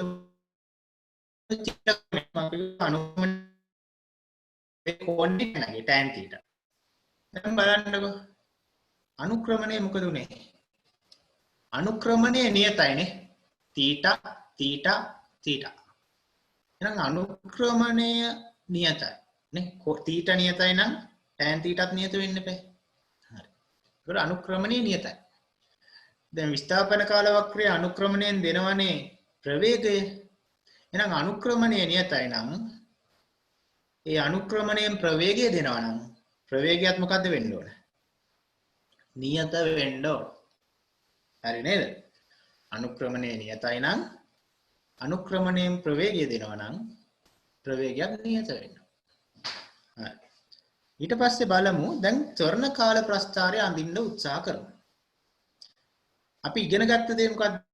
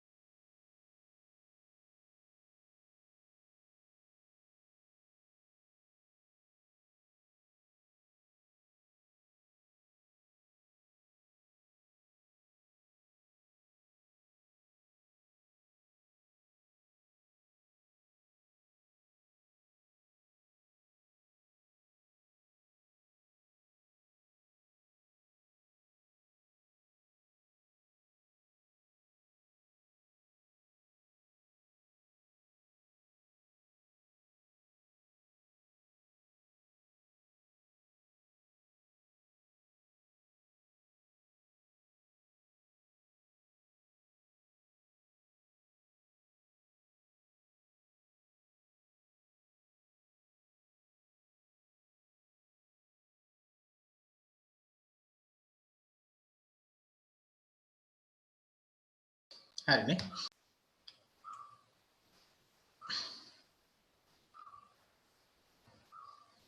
හරි ළමයි ආයෙ පටන් ගමු පොඩ්ඩක් නෑ මේ පොඩි වෙලාවකට කරන්ට් එක ගියා මම හරි එතකොට විස්ථාපන කාල වක්‍රයේ අනුක්‍රමණය නියතයි අනුක්‍රමණයෙන් ප්‍රවේගය දෙන හින්දා ප්‍රවේගය නියතයි දැන් ප්‍රවේග කාල වක්‍රයේ අනුක්‍රමණය බිඳුවයි නේද දැන් θ බිඳුවයිනේ θ බිඳුවයි කියන්නේ අපි දන්න අනුක්‍රමණය කිව්වේ මොකද්ද tan θ නේ tan θ නේ හැබැයි දැන් θ බිඳුවනේ tan බිඳුව කීයද ඒක බිඳුවයි ඒක සාමාන්‍ය ත්‍රිකෝණමිතික වගුව ඔයගොල්ලෝ දැනගන්න ඕන tan බිඳුව බිඳුවයි ඒ කියන්නේ θ බිඳුවයි කියන්නේ අනුක්‍රමණයේ බිඳුවයි කියන එක. අන්න එහෙම හරි මතක තියාගන්න දැන්ට. θ බිඳුව නම් අනුක්‍රමණයේ බිඳුව. හරි. දැන් ඒතර ප්‍රවේග කාල වක්‍රයේ අනුක්‍රමණයෙන් දෙන්නේ ත්වරණයනේ. එහෙනම් ප්‍රවේග කාල වක්‍රයේ අනුක්‍රමණයේ බිඳුව නම් ත්වරණයත් බිඳුව වෙන්න ඕනනේ. එතකොට ඒ ත්වරණයේ වක්‍රයෙන් දොත් මොන වගේ වක්‍රයක්ද අඳින්න වෙන්නේ අපිට? මෙන්න මේ වගේ වක්‍රයක් නේ. ත්වරණයේ බිඳුවයි. ඇයි? ප්‍රවේග කාල වක්‍රයේ අනුක්‍රමණයේ බිඳුවයි අනුක්‍රමණයෙන් ත්වරණය දෙනවා. එහෙනම් ත්වරණත් බිඳුව වෙන්න ඕන. ඔන්න එතකොට ප්‍රස්ථාර තුනම හරි. දැන් චුට්ටක් ඔයගොල්ලෝ මේක තේරෙනවද කියලා බලන්න. ඉස්සරහට තව ප්‍රස්ථාර කරනවා. දැන් එතකොට මේකට ඒකාකාර ප්‍රවේගය කියන්නේ ඇයි කියන එකත් ඔයාලට තේරෙන්නේ නැයි මේ. බලන්න ප්‍රවේග කාල වක්‍රය දිහා. ඔය කාලය පුරාවටම ප්‍රවේගයේ නියතයිනේ. ඒකාකාරයි. ඉතින් අපි ඒකින්ද ඔකට කියනවා මේ චලිතයට ඒකාකාර ප්‍රවේගයක් කියලා. ඒකට ඒකාකාර ප්‍රවේගයේ ප්‍රස්ථාර ටික තමයි වෙන්නේ. මෙහෙම හිතේ ඔයගලන්ට පුළුවන් වෙන්න ඕන ස්ථාපන කාල ප්‍රස්ථාරය දුන්නොත් ප්‍රවේග කාල ප්‍රස්ථාරය අඳින්න. ප්‍රවේග කාල ප්‍රස්ථාරය දුන්නොත් ත්වරණ කාල ප්‍රස්ථාරය අඳින්න. හොඳයි. ඊට පස්සේ අපි ඊළඟ චලිතයට යමු. අපි ඒකට කියනවා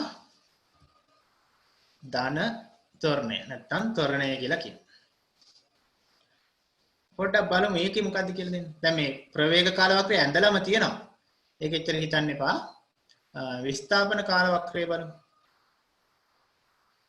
ඒ විස්ථාපන කාල වක්‍රයේ අනුක්‍රමණයට මොකද්ද වෙලා තියෙන්නේ? ඔන්න බලන්න ඔය θ1 කෝණේ θ2. දැන් කෝණේ නියත නැහැ. කෝණය වෙනස් වෙනවා. ඒ කෝණේ එන්න වැඩි වුණාද අඩු වුණාද? ඔයගොල්ලෝ රූපේ බැලුවම පේනවා ඒ කෝණේ එන්න වැඩි වෙනවා. නේ අනුක්‍රමණය එන්න වැඩි වෙනවා. එහෙම මතකද? කෝණය එන්න වැඩි වෙනවා නම් අනුක්‍රමණයත් එන්න වැඩි වෙනවා. එහෙනම් විස්ථාපන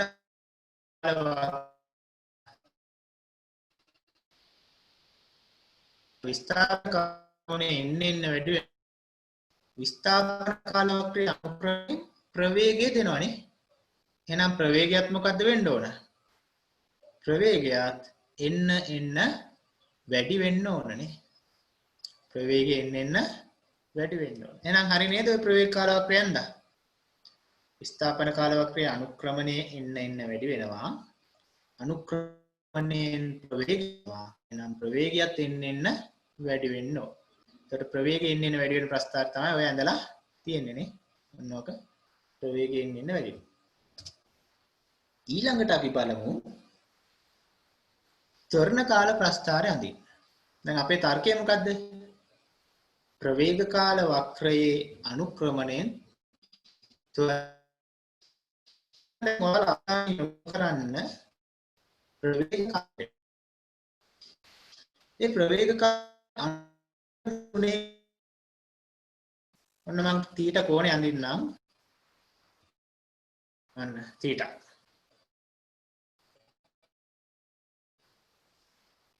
නියතයෙන් එහෙනම් ප්‍රවේග කාල වක්‍රයේ අනුක්‍රමණය නියතයි. θ වෙන්නේ. එහෙනම් ප්‍රවේග කාල වක්‍රයේ අනුක්‍රමණයෙන් ත්වරණය දෙනවනම් අනුක්‍රමණය නියතයි නම් ත්වරණයත් මොකද වෙන්න ඕන? නියත වෙන්න ඕන. එතකොට ඒ වගේනේ ඒ වගේම මතක තියාගන්න අනුක්‍රමණයේ නියත හින්දා ත්වරණය නියතයි. ඒ වගේම අනුක්‍රමණයේ මේකේ ධනද නේද ප්‍රවේග වක්‍රේ. අනුක්‍රමණය ධන. නේද? එහෙනම් ත්වරණයත් මොකද්ද වෙන්න ඕන? ධනාගයක් තියෙන්න ඕන. ධන ත්වරණයක්. ඔය වගේ. දැන් ටික ටික ඔයගලන්ට තේරෙන්න ගන්න. හොඳයි. හොඳයි අපි ඊළඟ එක කරමු. එතකොට තවත් තේරෙනවා.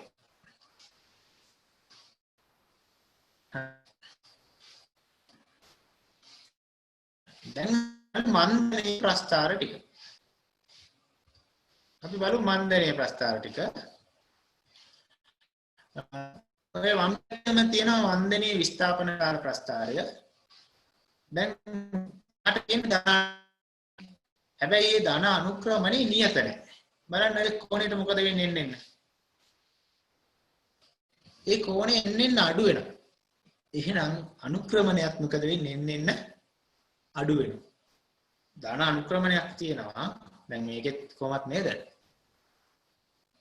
මේ ආගේ අනුක්‍රමණය විශාලයි බිඳුවනේ. අනුක්‍රමණය ධන. හැබැයි මේ අනුක්‍රමණයට ඒ ධන අනුක්‍රමණයට මොකද වුනේ? එන්න අඩු වුණා. හරි. එහෙනම් දැන් අපි බලමු ප්‍රවේග කාල වක්‍රයට මොකද වෙන්නේ කියලා.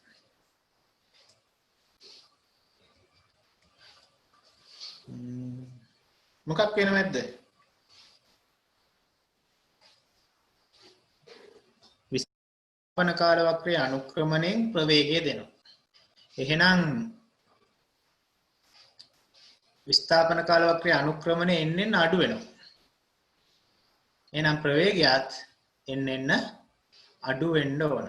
එතකොට ඒකේ ප්‍රස්ථාරය ඇන්දොත් පොඩ්ඩක් ඉන්න ඕන.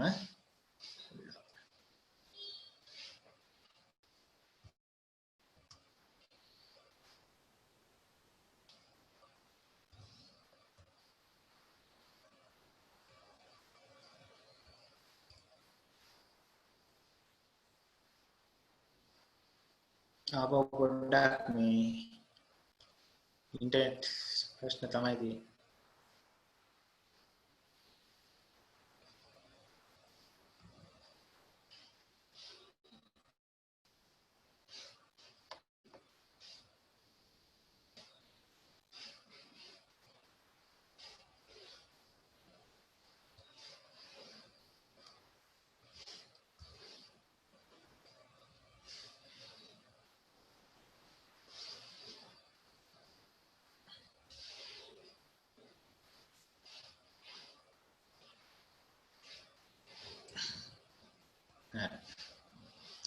අන්නද මන්දනේ එන්න නේද විස්ථාපන කාලයක් එන්න අඩු වුණා. අනුක්‍රමණය. විස්ථාපන කාල වක්‍රයේ අනුක්‍රමණයෙන් දෙනවා ත්වරණය. ප්‍රවේගයනේ. sorry. එහෙනම් විස්ථාපන කාල වක්‍රයේ අනුක්‍රමණය එන්න අඩු වුණා නම් අනුක්‍රමණයෙන් ප්‍රවේගය දෙනවා නම් ප්‍රවේගයත් මොකද්ද වෙන්න ඕන? එන්න අඩු වෙන්න ඕන. එතකොට මේ ප්‍රවේගයට එන්න ඔන්න ඔය වගේ ප්‍රස්ථාරයක්. හරිනේ? විස්ථාපන කාල වක්‍රයේ අනුක්‍රමණයෙන් එන්න අඩු වෙනවා. ඒ කෝණය, ඒ කියන්නේ අනුක්‍රමණය. අනුක්‍රමණයෙන් ප්‍රවේගය දෙනවා. එහෙනම් ප්‍රවේගයත් එන්න අඩු වෙන්න ඕන. ඔන්න මේ ප්‍රස්ථාරය හරි. දැන් අපි කල්පනා කරමු ප්‍රවේග කාල වක්‍රයෙන් කොහොමද ත්වරණ කාල වක්‍රය ගන්න කියලා. දැන් බලන්නකෝ මේ ප්‍රවේග කාල වක්‍රයට තියෙන අනුක්‍රමණය ධනද ඍණද? එක බැලුවම පේනවා යාට තියෙන මොකද්ද? අනුක්‍රමණයක්. ඒ හැඩයට තියෙන ප්‍රස්ථාරවල අනුක්‍රමණය ඍණනේ. එහෙනම් ත්වරණයක් මොකද්ද වෙන්න ඕන? ඍණ ත්වරණයක් තියෙන්න ඕන. මොකද ප්‍රවේග කාල වක්‍රයේ අනුක්‍රමණයෙන් ත්වරණය දෙනවා. එතකොට ත්වරණය ඍණ වෙන්න ඕන. ඊට පස්සේ බලන්න මේ ප්‍රවේග කාල වක්‍රයේ අනුක්‍රමණය කාලයත් එක්ක වෙනස් වෙන එකක්ද නැද්ද කියලා? නැහැනේ. තීටා කෝණය නියතයි. එහෙනම් අනුක්‍රමණය නියතයි. අනුක්‍රමණයෙන් ත්වරණය දෙනවා නම් ත්වරණයත් නියත වෙන්න ඕන. එතකොට ඔන්න ත්වරණ කාල ප්‍රස්ථාරය ওই විදිහට එනවා. තේරුණාද? අනුක්‍රමණය ඍණ හින්දා ත්වරණයත් ඍණ. එතකොට මන්දනයේ ප්‍රස්ථාර ටික ඔය වගේ. දැන් ඔය එතකොට ප්‍රවේග කාල වක්‍රය ගත්තොත් ප්‍රවේග කාල වක්‍රයේ ප්‍රවේගය බැලුව ගමන් පේනවා මොකක්ද? ප්‍රවේගය එන්න අඩු වෙලානේ. ප්‍රවේගය එන්න අඩු වෙනවා නම් අපි ඒකට කියනවා මන්දනයක් කියලා. එතකොට ඔය ඇත්තටම මන්දනයේ ප්‍රස්ථාර තමයි ඇති. එතකොට ඔයාලට ඔය ටිකත් මතක තියාගන්න ඕනේ. එකකින් අනිත් එක ගන්න පුළුවන්කම තියෙනවා නම් හරි. ඊළඟ එකත් බලමු. අපි ඒකට කියන වැඩි වන ත්වරණය කියලා. කියන්නේ ත්වරණය නියත නැහැ. ත්වරණයත් එන්න වැඩි වෙන අවස්ථාවක්. ඉතින් අපි ඒකේ ප්‍රවේග කාල ප්‍රස්ථාරය වුණ අපිට දීලා තියෙනවා කියලා ප්‍රවේග කාල වක්‍රය දීලා තියෙනවා. දැන් අපිට කියන ත්වරණ කාල වක්‍රය ඇඳලා පෙන්නන්න කියලා. ඉතින් ඉස්සෙල්ලාම ඔයාලා බලන්න මේ ප්‍රවේග කාල වක්‍රයේ අනුක්‍රමණයෙන්නේ ත්වරණය දෙන්නේ. ප්‍රවේග කාල වක්‍රයේ අනුක්‍රමණය ධනද ඍණද? ඒකට මෙයාට දෙන්නේ ඔයගොල්ලන්ට දෙන හැම වෙලාවෙම ධන අනුක්‍රමණය. ඒකට ප්‍රවේග කාල වක්‍රයේ අනුක්‍රමණය ධන. දැන් බලන්න අනුක්‍රමණයට මොකද උනේ? එන්න වැඩි වෙනවද එන්න අඩු වෙනවද කියලා. ඉතින් එන්න වැඩි වෙනවද අඩු වෙනවද කියලා කරන්න නම් ඉතින් ওই කෝණ වලින් තමයි අපිට හිතන්න වෙන්නේ. මොකද වෙලා තියෙන කෝණය? එන්න වැඩි වෙලානේ. එහෙනම් අනුක්‍රමණයත් එන්න වැඩි වෙලා. අනුක්‍රමණයෙන් දෙනවා ත්වරණය. එහෙනම් ත්වරණයත් එන්න වැඩි වෙන්න ඕන. ඔන්න ඔය වගේ ප්‍රස්ථාරයක් තමයි ත්වරණ කාල ප්‍රස්ථාරයට ලැබෙන්නේ. එතකොට ඒක ත්වරණයේ ප්‍රස්ථාර. ඒතර ඔන්න ඔය වගේ එකක් දුන්නොත් අනිත් එක ගන්න පුළුවන් නම් වැඩේ හරි. මේ සම්බන්ධතාව ටික ඔයගොල්ලන්ට තේරුණා නම් හරි. එතකොට මේකේ මේ ත්වරණ කාල ප්‍රස්ථාරයේ දිහා අවධානය යොමු කරොත් මොකක්ද වෙලා තියෙන ත්වරණය? එන්න වැඩි වෙලානේ. එහෙනම් වැඩි වෙන ත්වරණය කියලා අපි ඔකට කියනවා. තේරුණාද? හරි මම හිතනවා තේරුණා ඇති කියලා. අපි එහෙනම් අඩු වෙන ත්වරණයටත් යමු. එතකොට අපි හිතමු මෙන්න මේ જાතිය ප්‍රවේග කාල වක්‍රයක් තමයි අපිට ලැබෙන්නේ. එතකොට දැන් ත්වරණය අඩු වෙනවා එන්න කියලා කියන්නේ. දැන් ඉස්සෙල්ලාම බලන්න මෙයාගේ අනුක්‍රමණය ධන අනුක්‍රමණයක්ද මේ ප්‍රවේග කාල වක්‍රයේ තියෙන ඍණ අනුක්‍රමණයක්ද කියලා. හැම තැනකම කෝණය අනුව හිතුවත් ධන අනුක්‍රමණයක් තියෙනවා. හරි. දැන් බලමු එහෙනම් ධන අනුක්‍රමණයක් තියෙනවා. ඒ ධන අනුක්‍රමණය අඩු වෙනවද වැඩි වෙනවද? ඉතින් ඒක හොයාගන්න මේ කෝණයෙන් හිතන්න. කෝණය මොකද උනේ එන්න. කෝණය එන්න අඩු වුණා. ඒ කියන්නේ අනුක්‍රමණය එන්න එහෙනම් ත්වරණයත් මොකද්ද වෙන්න ඕන? අනුක්‍රමණයෙන් ත්වරණය දෙන හින්දා ත්වරණයත් එන්න අඩු වෙන්න තමයි ඕන. ඒකට ත්වරණ කාල ප්‍රස්ථාරය ගත්තොත් ඔය වගේ නේ අඩු වන ත්වරණය නේ රූපේ බැලුවම මේ ත්වරණ කාල ප්‍රස්ථාරය දිහා බැලුවම මොකක්ද වෙලා තියෙන්නේ ත්වරණයේ කාලයත් එක්ක එන්න අඩු වෙලා. ඉතින් අපි ත්වරණ කාල ප්‍රස්ථාරයක් හරි. ඒක ඔය විදිහට තමයි වැඩේ වෙන්නේ. එතකොට එකක් දුන්නොත් අනිත් තියෙන්න ඕන.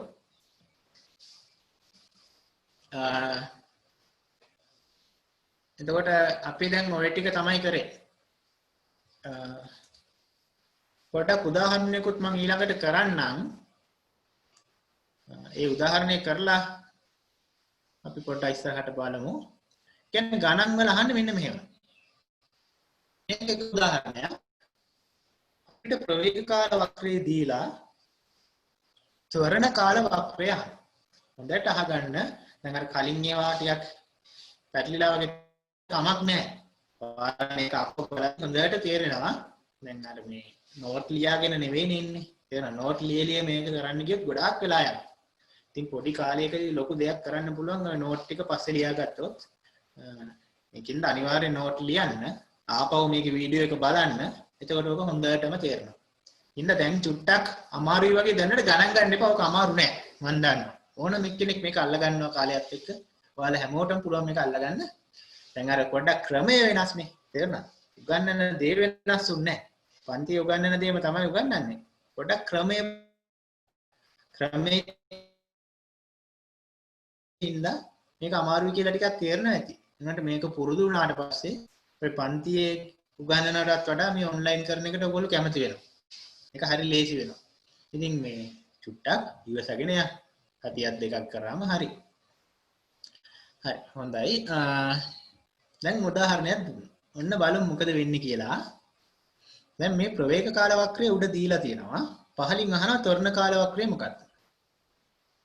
ඉතින් අපි දන්න තියරි එක මොකක්ද ඔකේ? අපි දන්න දේ තමයි මම ඒක මෙතනින් පැත්තකින් ලියන්නම්කෝ. අපි දන්නේ ප්‍රවේග කාල වක්‍රයේ අනුක්‍රමණයනේ. VT වක්‍රයේ අනුක්‍රමණයෙන් දෙනවා මොකද්ද? ත්වරණය. ඔක තමයි මේ ගාන හදන්න අවශ්‍ය කරන තියරි එක. VT කියන්නේ ප්‍රවේග කාල වක්‍රය. m කියන්නේ අනුක්‍රම. ඒ කියන්නේ VT වක්‍රයේ අනුක්‍රමයෙන් ත්වරණය A දෙනවා. දැන් බලමු අනුක්‍රමණය දෙන්නේ. ක්‍රමයෙන් ප්‍රවේග කාල වක්‍රයේ ත්වරණය අඳින්න යන්නේ. දැන් මම මුලින්ම කරන්නේ ඔන්න ඔය වගේ ඉරි කෑලි ටිකක් සිරස්ස පහළට ගහගන්න. ඉතින් ඔයගොල්ලෝ දුන්නොත් ගහ ගන්න. ඊට පස්සේ අපි ඉස්සෙල්ලාම අවධානය යොමු කරමු මෙන්න පළවෙනි කොටසට. මම ඔන්න ඔය කොටස දිහා බලමුකෝ. එන්න මේ කොටස දිහා බලුවම හරි. ඒක විතරයි සලකන්නේ ආ. ඒකට මෙන්න මේ කොටස දිහා බලමු. ඔය කොටස තුල ප්‍රවේග කාල වක්‍රයේ අනුක්‍රමණයට මොකද උනේ? ඊට කලින් කියන්නේ මේකේ අනුක්‍රමණය ධනද ඍණද මුල් කොටසේ? අනුක්‍රමණය ධනනේ. ඒ කියන්නේ විශාලයි බිඳුව. කොහොම මැද කොටසට යන්නේ? දැන් මැද කොටසේ අනුක්‍රමණය කීයද? බිඳුවයි නේ. ඇයි කෝණය බිඳුවයි නේ. මොහොම තිරස් නම් මොකක් කරේ ඒකේ අනුක්‍රමණය බිඳුවයි. කෙළවරේ කොටසේ අනුක්‍රමණය කීයද? ඒක ඍණ ක්‍රමණයක් තියෙන වක්‍රයක් නේ. ඒ කියන්නේ m කොටයි බිඳුව වෙනවා. අන්න එතකොට අනුක්‍රමණ ටික හොයාගන්න. දැන් බලමු අනුක්‍රමණ ටික හොයාගත්ත ධන ඍණද බිඳුවද කියලා හොයාගත්තා. දැන් බලමු අනුක්‍රමණය කොහොමද වෙනස් වෙන්නේ. ඔන්න පළවෙනි කොටසේ අනුක්‍රමණය ගත්තොත් ඒකේ අනුක්‍රමණයට මොකද උනේ? θ කෝණයට මෙතනින් ඔන්න ඔකත් එක්ක තිරස හදන කෝණයෙන් තියන්නේ. අන්න ඒ කෝණයට මොකද උනේ? ඒක නියතයි නේද මේ? මෙතනත් θ. මේ කෝණේ හැම තැනකම තීරණේ මුල් කොටසේ θ. මෙතනත් θ. කෝණේ නියතයි නේ? කෝණේ නියතයි. කෝණේ එහෙනම් ත්වරණයත් මොකද වෙන්න ඕන? අනුක්‍රමණයේ ධන එහෙනම් ත්වරණය ධන වෙන්න ඕන. ඒ වගේම අනුක්‍රමණයේ නියතයි. ඒ ධන ත්වරණය එහෙනම් නියත වෙන්න ඕන. ඒතකොට මුල් කොටසේ ත්වරණ කාල ප්‍රස්ථාරය ඔය වගේ. දැන් මැද කොටසට යමු. මැද කොටසේ ප්‍රවේග වක්‍රයේ මැදසේ අනුක්‍රමණයේ බිඳුවයි. ත්වරණයෙන් ත්වරණය දෙනවා නම් ත්වරණයත් මොකද්ද වෙන්න ඕන? බිඳුව වෙන්න ඕනේ. අන්න ත්වරණය බිඳුව. කෙලවර කොටසට යන්කො තුන්වෙනි කොටසට. ඒකේ අනුක්‍රමණය ඍණ කියලා. දැන් බලමු මේ අනුක්‍රමණයට එන්න වැඩිවද එන්න අඩු වෙනවද කියලා. අපි ඔය ඉරි කැලේ ටිකක් ගහගමු. එතකොට මොකද වෙලා තියන්නේ? θ කෝණයට මොකද වෙලා තියෙන්නේ? එතන θ. එතන ගත්තොත් එතනත් θ. මෙතන ගත්තොත් එතනත් θ. ඒ කියන්නේ θ නියතයි. ඒ කියන්නේ අනුක්‍රමණය නියතයි. අනුක්‍රමණය වෙනස් වෙන්නේ නැහැ කාලයත් එක්ක. හැබැයි අනුක්‍රමණය ඍණ වෙන්න ඕනනේ. අනුක්‍රමණය නියතයි ඍණයත් නියතයි. හැබැයි ඍණ වෙන්න ඕන. ඔන්න ත්වරණ කාල ප්‍රස්ථාරය. ඒතර ඔය විදිහට ප්‍රස්ථාරය අඳගන්න පුළුවන් නම් උගලන්ට ඒ ලකුණු ටික හම්බ වෙනවා. හරි. පොඩ්ඩක් පුරුදු වෙන්නත් එක්ක ඕක ඇඳ ගන්නකො ප්‍රවේග කාල වක්‍රය හොඳගෙන කොලක ඔయిత පහලින් ඒ අදාළ ත්වරණ කාල වක්‍රය ඇඳ ගන්නකො ටිකක් තර්ක කර කර අඳින්න බලන්න.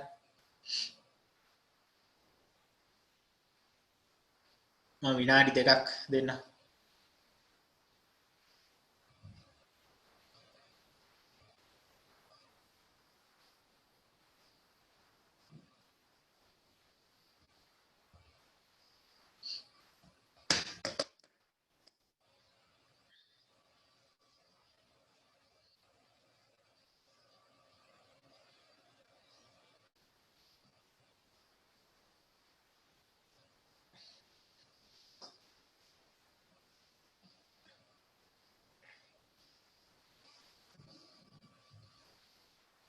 පොඩ්ඩක් ඊට පස්සේ ඔයගොල්ලෝ මේ පන්ති ඉවර වුණාට පස්සේ තව විනාඩි 10කින් 15කින් පන්ති ඉවරයි.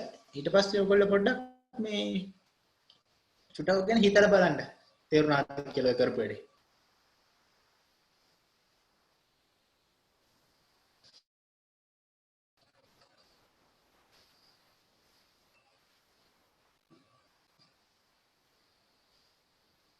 තව විනාඩියක් දෙන්නම්. ඇඳ ගන්නකො.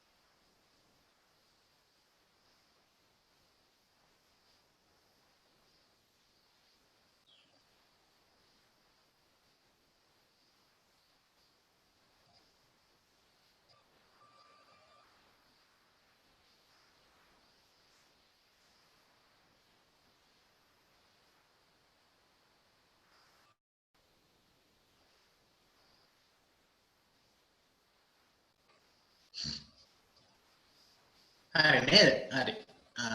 අපි මේ ගානේ දෙවෙනි කොටසට යමු. හොඳයි.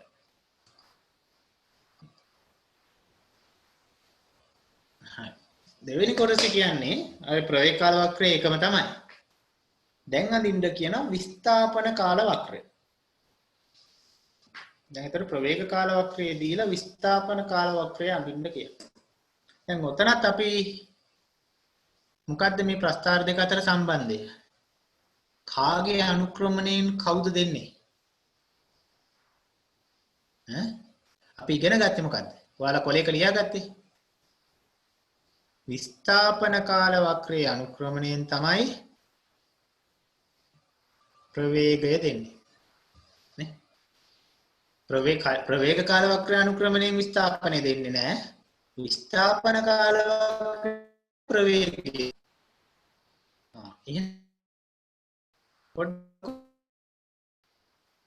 මම හොම රේඛා ටිකක් ගහගන්න.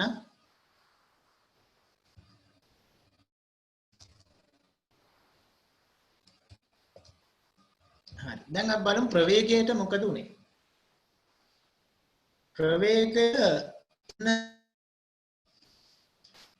කාල වක්‍රය බැලුවම තේරෙනවා කාලය ගත වෙද්දී ප්‍රවේගයෙන් එන්න වැඩි වෙනවා. අපි දන්නවා ප්‍රවේග කාල මේ විස්ථාපන කාල වක්‍රයේ අනුක්‍රමණයෙන් ප්‍රවේගය දෙනවා. ප්‍රවේගය එන්න වැඩි වෙනවා නම් විස්ථාපන කාල වක්‍රයේ අනුක්‍රමණයත් මොකක්ද වෙන්නේ උඩ?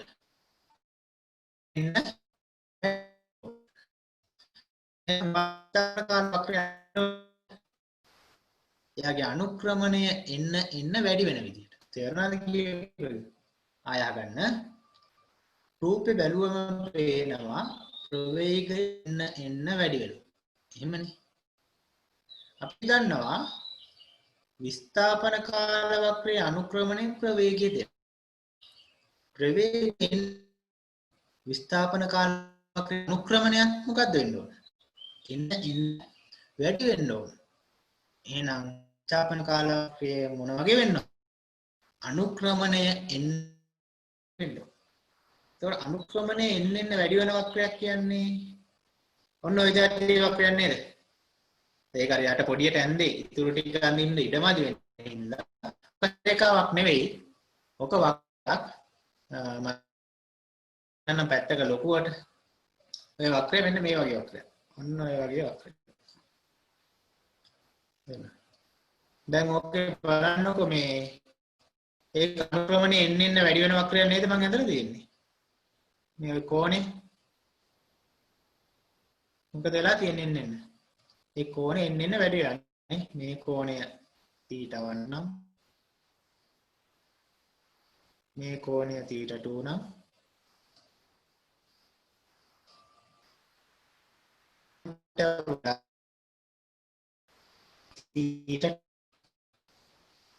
ඔක තමයි දැන් අනුක්‍රමණය එන්න වැඩි වෙච්ච ප්‍රස්ථාරයක් තමයි එතකොට යට මම ඇඳලා දැන් ලොකු කරලා ඇඳලා පෙන්නුවේ උඩ ඔයගොල්ලන්ට චුට්ටක් පැහැදිලි මදි ඇති කියලා ඉඳලා.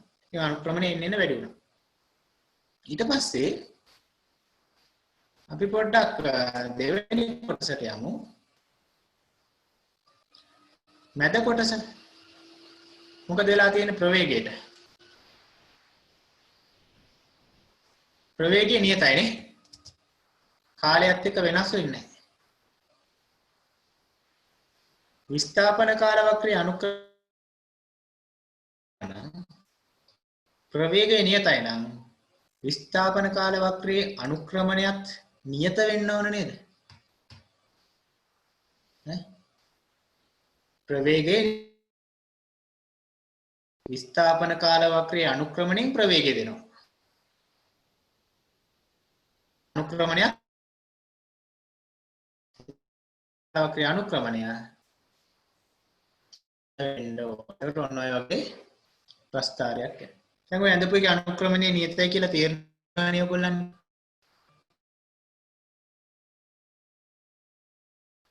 තීටනේ ඒක නියතයි. ඒ ඕනම එක කෝණය තීටා වෙනවා. මෙතන කෝණය තීටා. මේ කෝණෙත් මේ කෝණය තීටා. ඒක කෝණය නියතයි.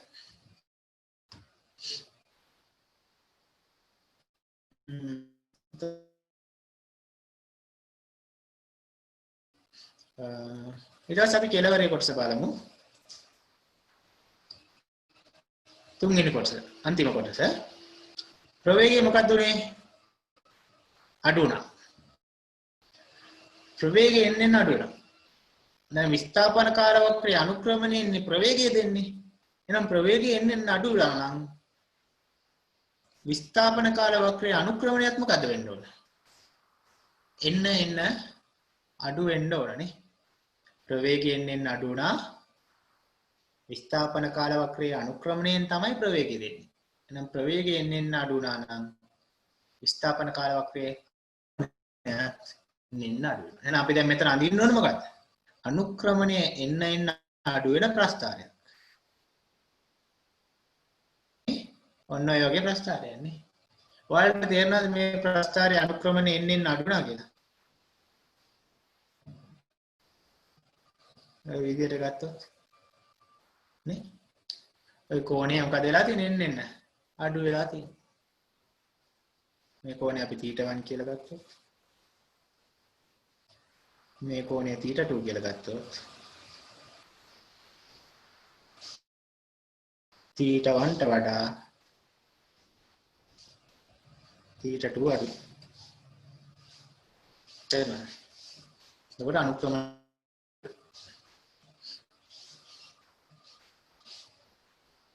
හරි. එතකොට ඔය ගන්න තේරුණාද දැන්? පොඩ්ඩක් ආපහු එකපාරක් මේ පොඩ්ඩක් කියවගෙන යන්න. මුල් කොටසේ ප්‍රවේගය එන්න වැඩි වෙනවා. එහෙනම් මුල් කොටසේ මොකක්ද වෙන්න ඕන? අනුක්‍රමණය. m ට මොකක්ද වෙන්න ඕන? m කාලයත් එක්ක එන්න වැඩි වෙන්න ඕන. ඒ ප්‍රවේගයට වෙන දේ අනුක්‍රමණයෙන් ප්‍රවේගය දෙනවා නම් ප්‍රවේගය එන්න වැඩි වෙනවා නම් අනුක්‍රමණයත් එන්න වැඩි වෙන්න ඕන. ඊට පස්සේ මැද කොටසේ මොකද වෙන්නේ? ප්‍රවේගය නියතයි. එහෙනම් පහළ වක්‍රේ අනුක්‍රමණයත් නියත වෙන්න ඕන. නේද? මොකක් හරි කියන අනුක්‍රමණය අපි කියමු K කියලා. ඔන්නම මොකක් හරි නියතගයක් වෙන්න ඕන. ඒ කියන්නේ එන්න වැඩි වෙන්නෙත් නැහැ, එන්න අඩු වෙන්නෙත් නැහැ, නියත. අන්තිම කොටසේ මොකද උනේ? ප්‍රවේගයෙන් විස්ථාපන කාල වක්‍රයේ අනුක්‍රමණයත් මොකද වෙන්න ඕන? අනුක්‍රමණයත් එන්න අඩු වෙන්න ඕන. එච්චරයි. අනුක්‍රමණයත් එන්න අඩු වෙන්න. ඉතින් ඔය සම්බන්ධය තේරුම් ගත්තා නම් ඉතින් ආපස්සට චෙක් කරලා බලන්න ඕන නම් පුළුවන්. විස්ථාපන වක්‍රයේ අනුක්‍රමණයෙන් ප්‍රවේගය දෙනවා. ඒතර මුල් කොටසේ විස්ථාපන කාල වක්‍රයේ අනුක්‍රමණය වැඩි වුණා. හරිනේ. ගැලපෙනවනේ නේ. ඊට පස්සේ මැද කොටසේ විස්ථාපන කාල වක්‍රයේ අනුක්‍රමණය නියතයි. එහෙනම් උඩ ප්‍රවේගයත් නියත වෙන්න ඕන. අන්තිම කොටසේ විස්ථාපන කාල වක්‍රයේ අනුක්‍රමණය එන්න අඩු වෙලා බිඳු වුණා. නේ අන්තිමට අර මේ තිරස් වෙනවනේ තීටා බිඳුවක් වෙනවා. එතකොට එහෙනම් මොකද වෙන්න ඕන? ප්‍රවේග කාල වක්‍රයේ අනුක්‍රම මේ ප්‍රවේගයත් එන්න අඩු වෙලා බිඳුව වෙන්න ඕන. එතකොට ඕක තමයි ප්‍රස්තාරය. එතන. ඒතකොට ඔය වගේ එකක් දුන්නොත් අනිත් එක හොයන්න පුළුවන්කම හොඳයි. පොඩ්ඩක් ඔය එකත් ඇඳගන්නකෝ. විස්ථාපන කාල වක්‍රයත් ඇඳගන්න ඕගොල්ලෝ. මම විනාඩියක් දෙන්නම්. ප්‍රවේග අවශ්‍ය නැහැ ඒක ඇඳන එකපාරක්. ඔය යට වක්‍රය විතරක් ආපහු ඇඳගන්න. ඒකට මේ ප්‍රවේග කාල වක්‍රයට අදාළ විස්ථාපන කාල වක්‍රය තමයි වැන්නේ.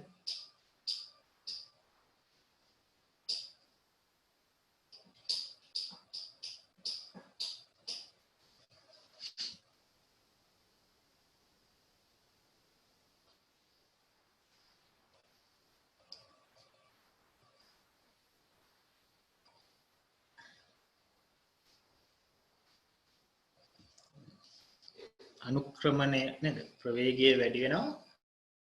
එහෙනම් විස්ථාපන කාල වක්‍රයේ අනුක්‍රමණයත් වැඩි වෙනවා. ප්‍රවේගය නියතයි. විස්ථාපන කාල වක්‍රයේ අනුක්‍රමණයත් නියත වෙනවා. ප්‍රවේගය අඩු වෙනවා. විස්ථාපන කාල වක්‍රයේ අනුක්‍රමණයත් අඩු වෙන්න ඕන.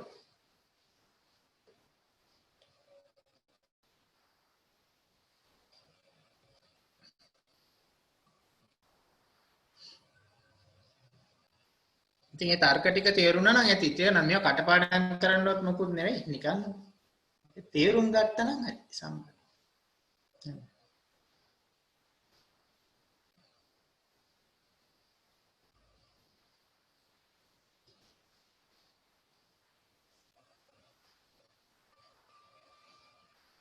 හරිනේ මම හිතන වෙලාව ඇති දුන්නා.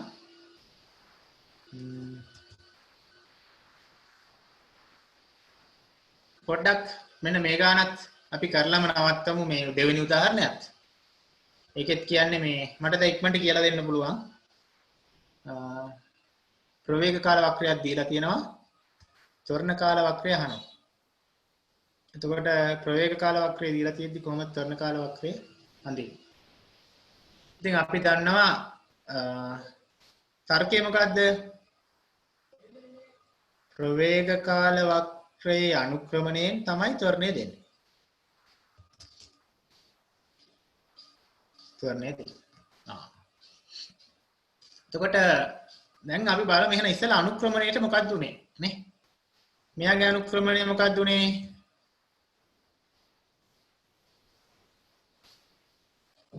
මොකක්ද වෙන්නේ? ප්‍රවේග කාල වක්‍රයේ අනුක්‍රමණයෙන් ත්වරණය දෙන්නේ. මෙයාගේ අනුක්‍රමණය නියතයිනේ.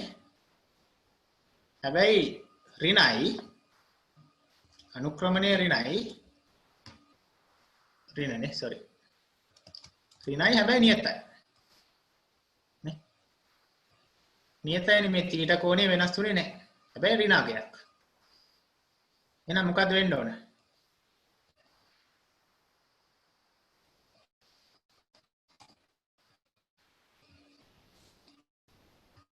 ත්වරණය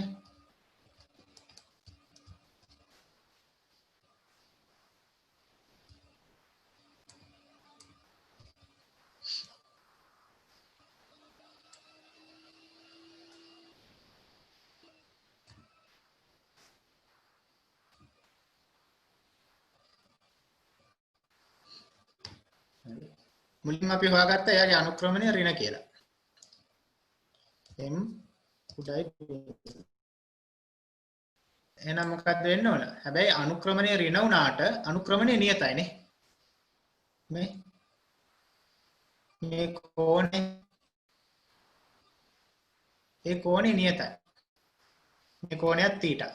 මේ කෝණයත් θීටා. මේ කෝණයත් θීටා. ඒතකොට අනුක්‍රමණය නියතයි.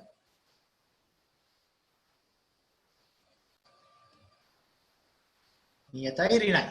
එහෙනම් ත්වරණයත් මොකද්ද වෙන්න ඕන? නියතයි. හැබැයි ඍණ වෙන්න ඕන. ඔන්න ඔය වගේනේ.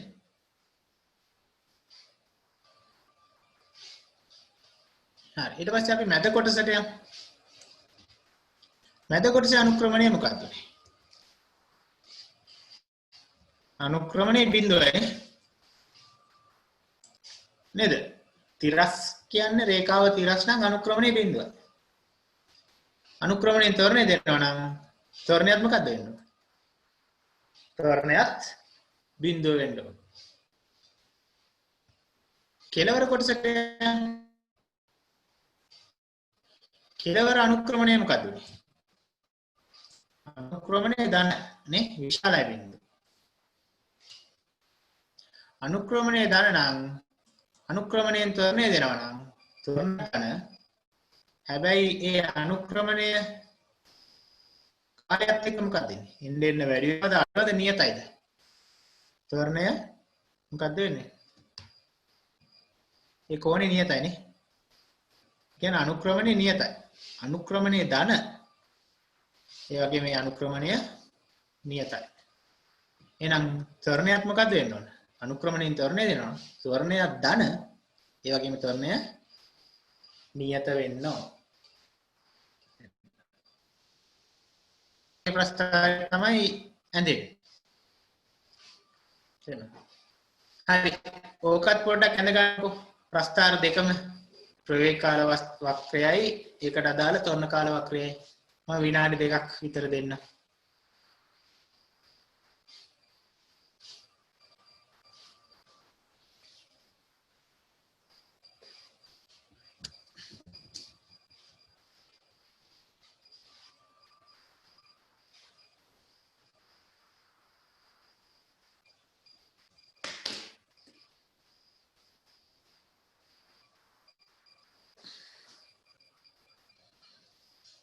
එකක් දුන්නොත් අනිත් එක හොයන්න පුළුවන් නම් වැඩි හරි.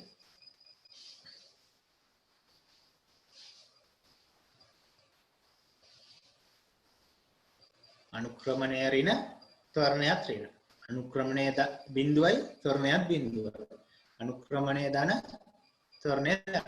අන්න එහෙම සම්බන්ධය ගණන් කරන නම් හරි.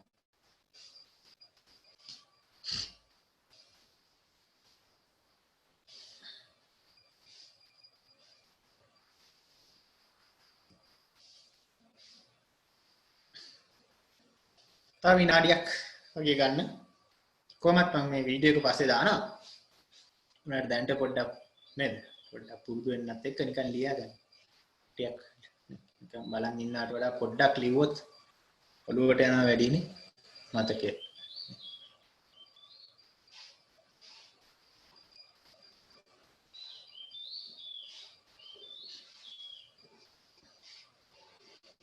තව විනාඩියක් අරගෙන සම්පූර්ණ කරගන්න ඕන.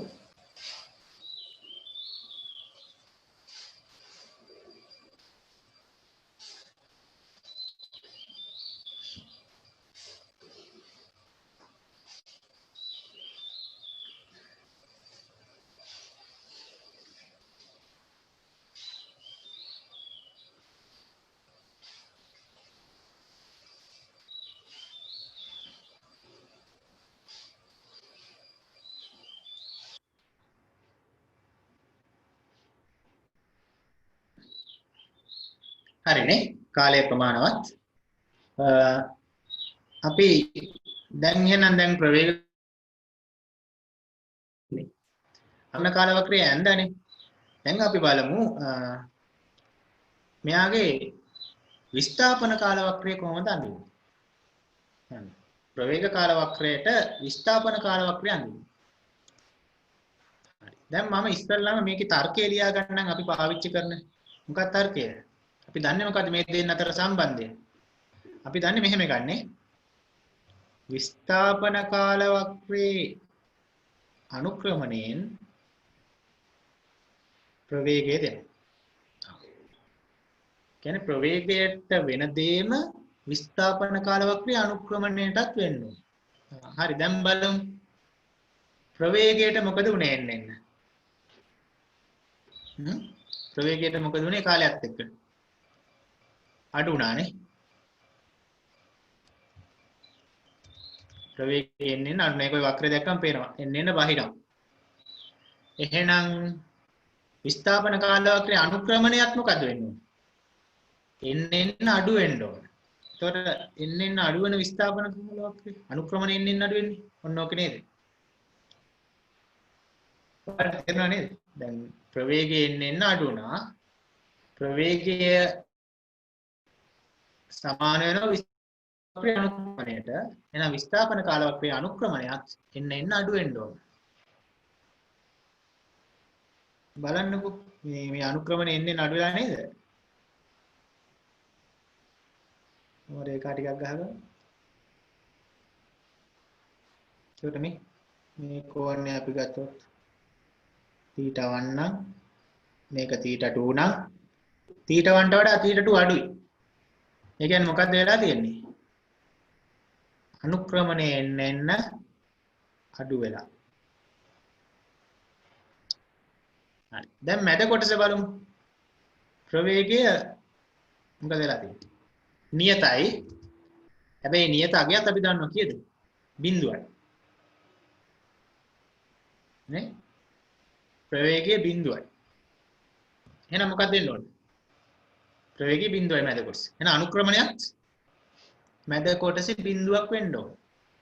එහෙනම් අනුක්‍රමණයේ බිඳුව වෙන ප්‍රස්ථාරය ඔය වගේ නේද? එහෙනම් මැද කොටසේ ප්‍රවේගයේ බිඳුව හින්දා මැද කොටසේ අනුක්‍රමණයත් බිඳුව වෙන්න ඕනේ. අන්තිම කොටස බලමු. මොකක්ද වෙන්නේ ප්‍රවේගය එන්න වැඩි වෙනවා. එහෙනම් විස්ථාපන කාල වක්‍රයේ අනුක්‍රමණයත් එන්න වැඩි වෙන්න ඕනේ. අනුක්‍රමණය එන්න වැඩි වෙන වක්‍රය මොන වගේද? ඔන්න ඔය වගේ වක්‍රයක් නේද?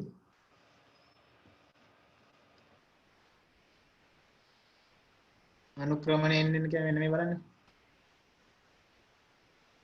අනුක්‍රමණය නේද කෝණයෙන් හිතන්න. මේ කෝණය θ3 කියමුකෝ. මේ කෝණය θ4. එතකොට θ වඩා θ4 වැඩි. ඒ කියන්නේ කෝණය එන්න වැඩි වෙනවා කියන්නේ අනුක්‍රමණය එන්න වැඩි වෙනවා. දැන් ප්‍රවේගය එන්න වැඩි වෙනවා. ප්‍රවේගය අනුක්‍රමණයෙන් දෙනවා. එහෙනම් අනුක්‍රමණයත් එන්න වැඩි වෙන්න ඕන. ඔක තමයි අපේ එතකොට විස්ථාපන කාල ප්‍රශ්න.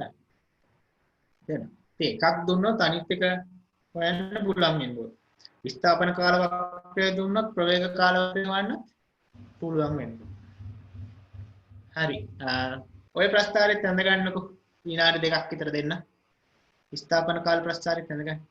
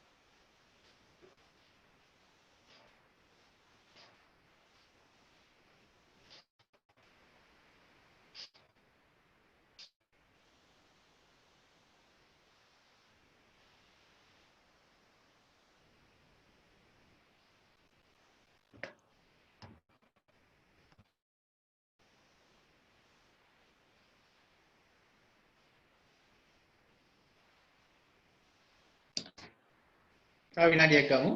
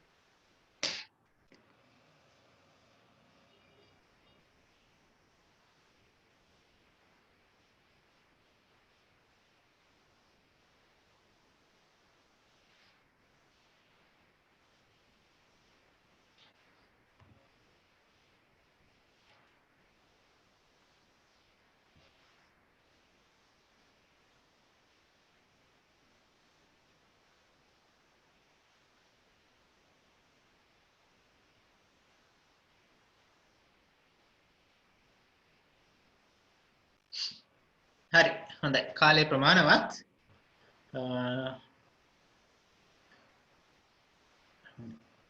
මම උදාහරණ තුනක් ලෑස්ති කරන් ආවා මම තුන්වෙනි උදාහරණේ ඔයාලට ගෙදර වැඩට දෙන්න හරිද ඉතින් ඔයාලා මෙන්න මේක තමයි තුන්වෙනි උදාහරණේ ප්‍රවේග කාල වක්‍රය දීලා තියෙනවා ත්වරණ කාල වක්‍රයයි විස්ථාපන කාල වක්‍රය කියලා ඔක ඇඳ ගන්නකො ගෙදර වැඩට ඔක ගෙදර වැඩ ප්‍රවේග කාල වක්‍රය දීලා තියෙනවා එතකොට ඔයාලා ත්වරණ කාල වක්‍රයත් අඳින්න ඕන විස්ථාපන කාල වක්‍රයත් ඔයගොල්ලෝ ඇඳලා අඳින්න. ගෙදර වැට්ටා. එතකොට VT ප්‍රස්ථාරේ ඕනමකට ලබන සති තෝරන AT ප්‍රස්ථාරෙත් ඕන. ඒ ප්‍රස්ථාර දෙක ඇඳලා තියන්න. ඇඳ ගන්න මම විනාඩියක් විතර දෙන්න. උඩ ප්‍රස්ථාර විතර කැඳගත්තා මැතියා. ඉතුරු දෙක එතකොට ගෙදරදී කරන්න. මම ඔය දෙක ඊට පස්සේ ලබන සති කියලා දීලා ගාන පටන් ගන්න. ඔය උදාහරණේ. ඒතකොට ප්‍රවේග කාල වක්‍රයත් ත්වරණ කාල වක්‍රයත් අඳින්න ඕනේ. ඒක පළවෙනි ගෙදර වැඩ. හරි.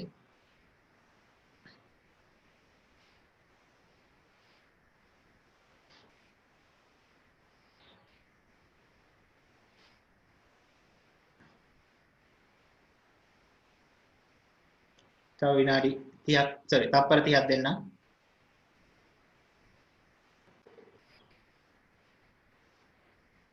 පුළුවන් අය දැම්ම ඇඳලා ගන්න එක කමක් නැහැ කල්පනා කරලා.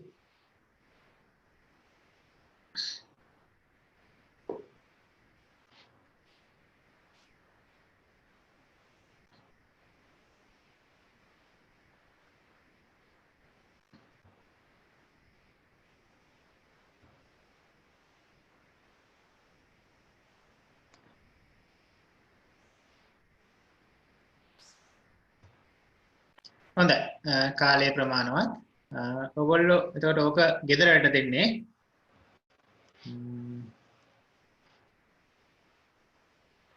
තව උදාහරණයක් තියෙනවා මෙන්න මේක. ඔක ගෙදරට කරන්න දෙන්න. අගෙත් ප්‍රස්ථාරය යන්න ගන්න. ප්‍රවේග කාල වක්‍රය දීලා තියෙන sorry. ත්වරණ කාල වක්‍රය විස්ථාපන කාල වක්‍රය තමයි ඕන. ප්‍රවේග කාල වක්‍රය දීලානේ තියෙන්නේ. කොට ප්‍රවේග කාල වක්‍රය දීලා තියෙන්නේ ත්වරණ කාල වක්‍රයයි විස්ථාපන කාල වක්‍රයයි තමයි අවශ්‍ය. කලින් එකටත් එහෙමයි ආ. ප්‍රවේග කාල වක්‍රය දීලා තියෙන්නේ ත්වරණ කාල වක්‍රය විස්ථාපන කාල වක්‍රය. ප්‍රස්ථාරය යන්න ගන්න උඩ තියෙන එක. ගෙදරට දෙන්නම් ওই දෙකේ විස්ථාපන කාල වක්‍රය සහ ත්වරණ කාල වක්‍රය අඳින එක ගෙදර වැඩට දෙන්න. මම විනාඩියක් දෙන්න.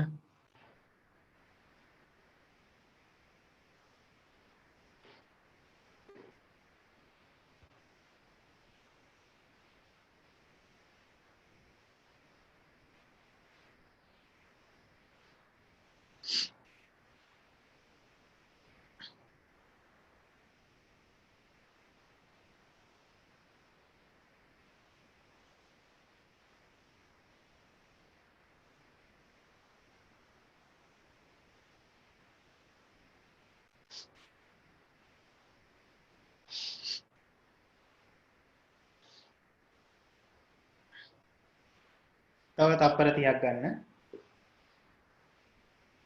ඒක අනිද්‍ය අර තර්ක විදියට අඳින්න. ඔක අඳින විදිය චුට්ටක් අමතක නම් ආපහු වීඩියෝ එක බලන්න. ඒක පොඩ්ඩක් අමාරුයි ඔක. හරි. අර කලින් එක නම් තුන්වෙනි උදාහරණේ නම් එච්චර අමාරු නෑ. පොඩ්ඩක් කල්පනා කරලා බලන්න මේ අර ඍණ පැත්තටත් යනවනේ ප්‍රස්ථාරي. කලින් ඇඳපු. ඒ ඉතින් ඒකින්ද මේ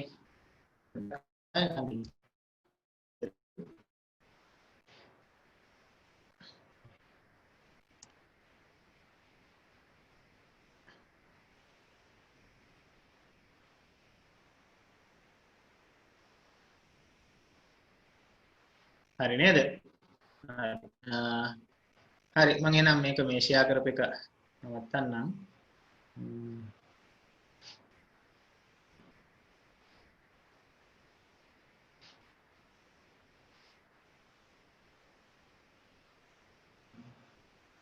හරි එහෙනම් අදට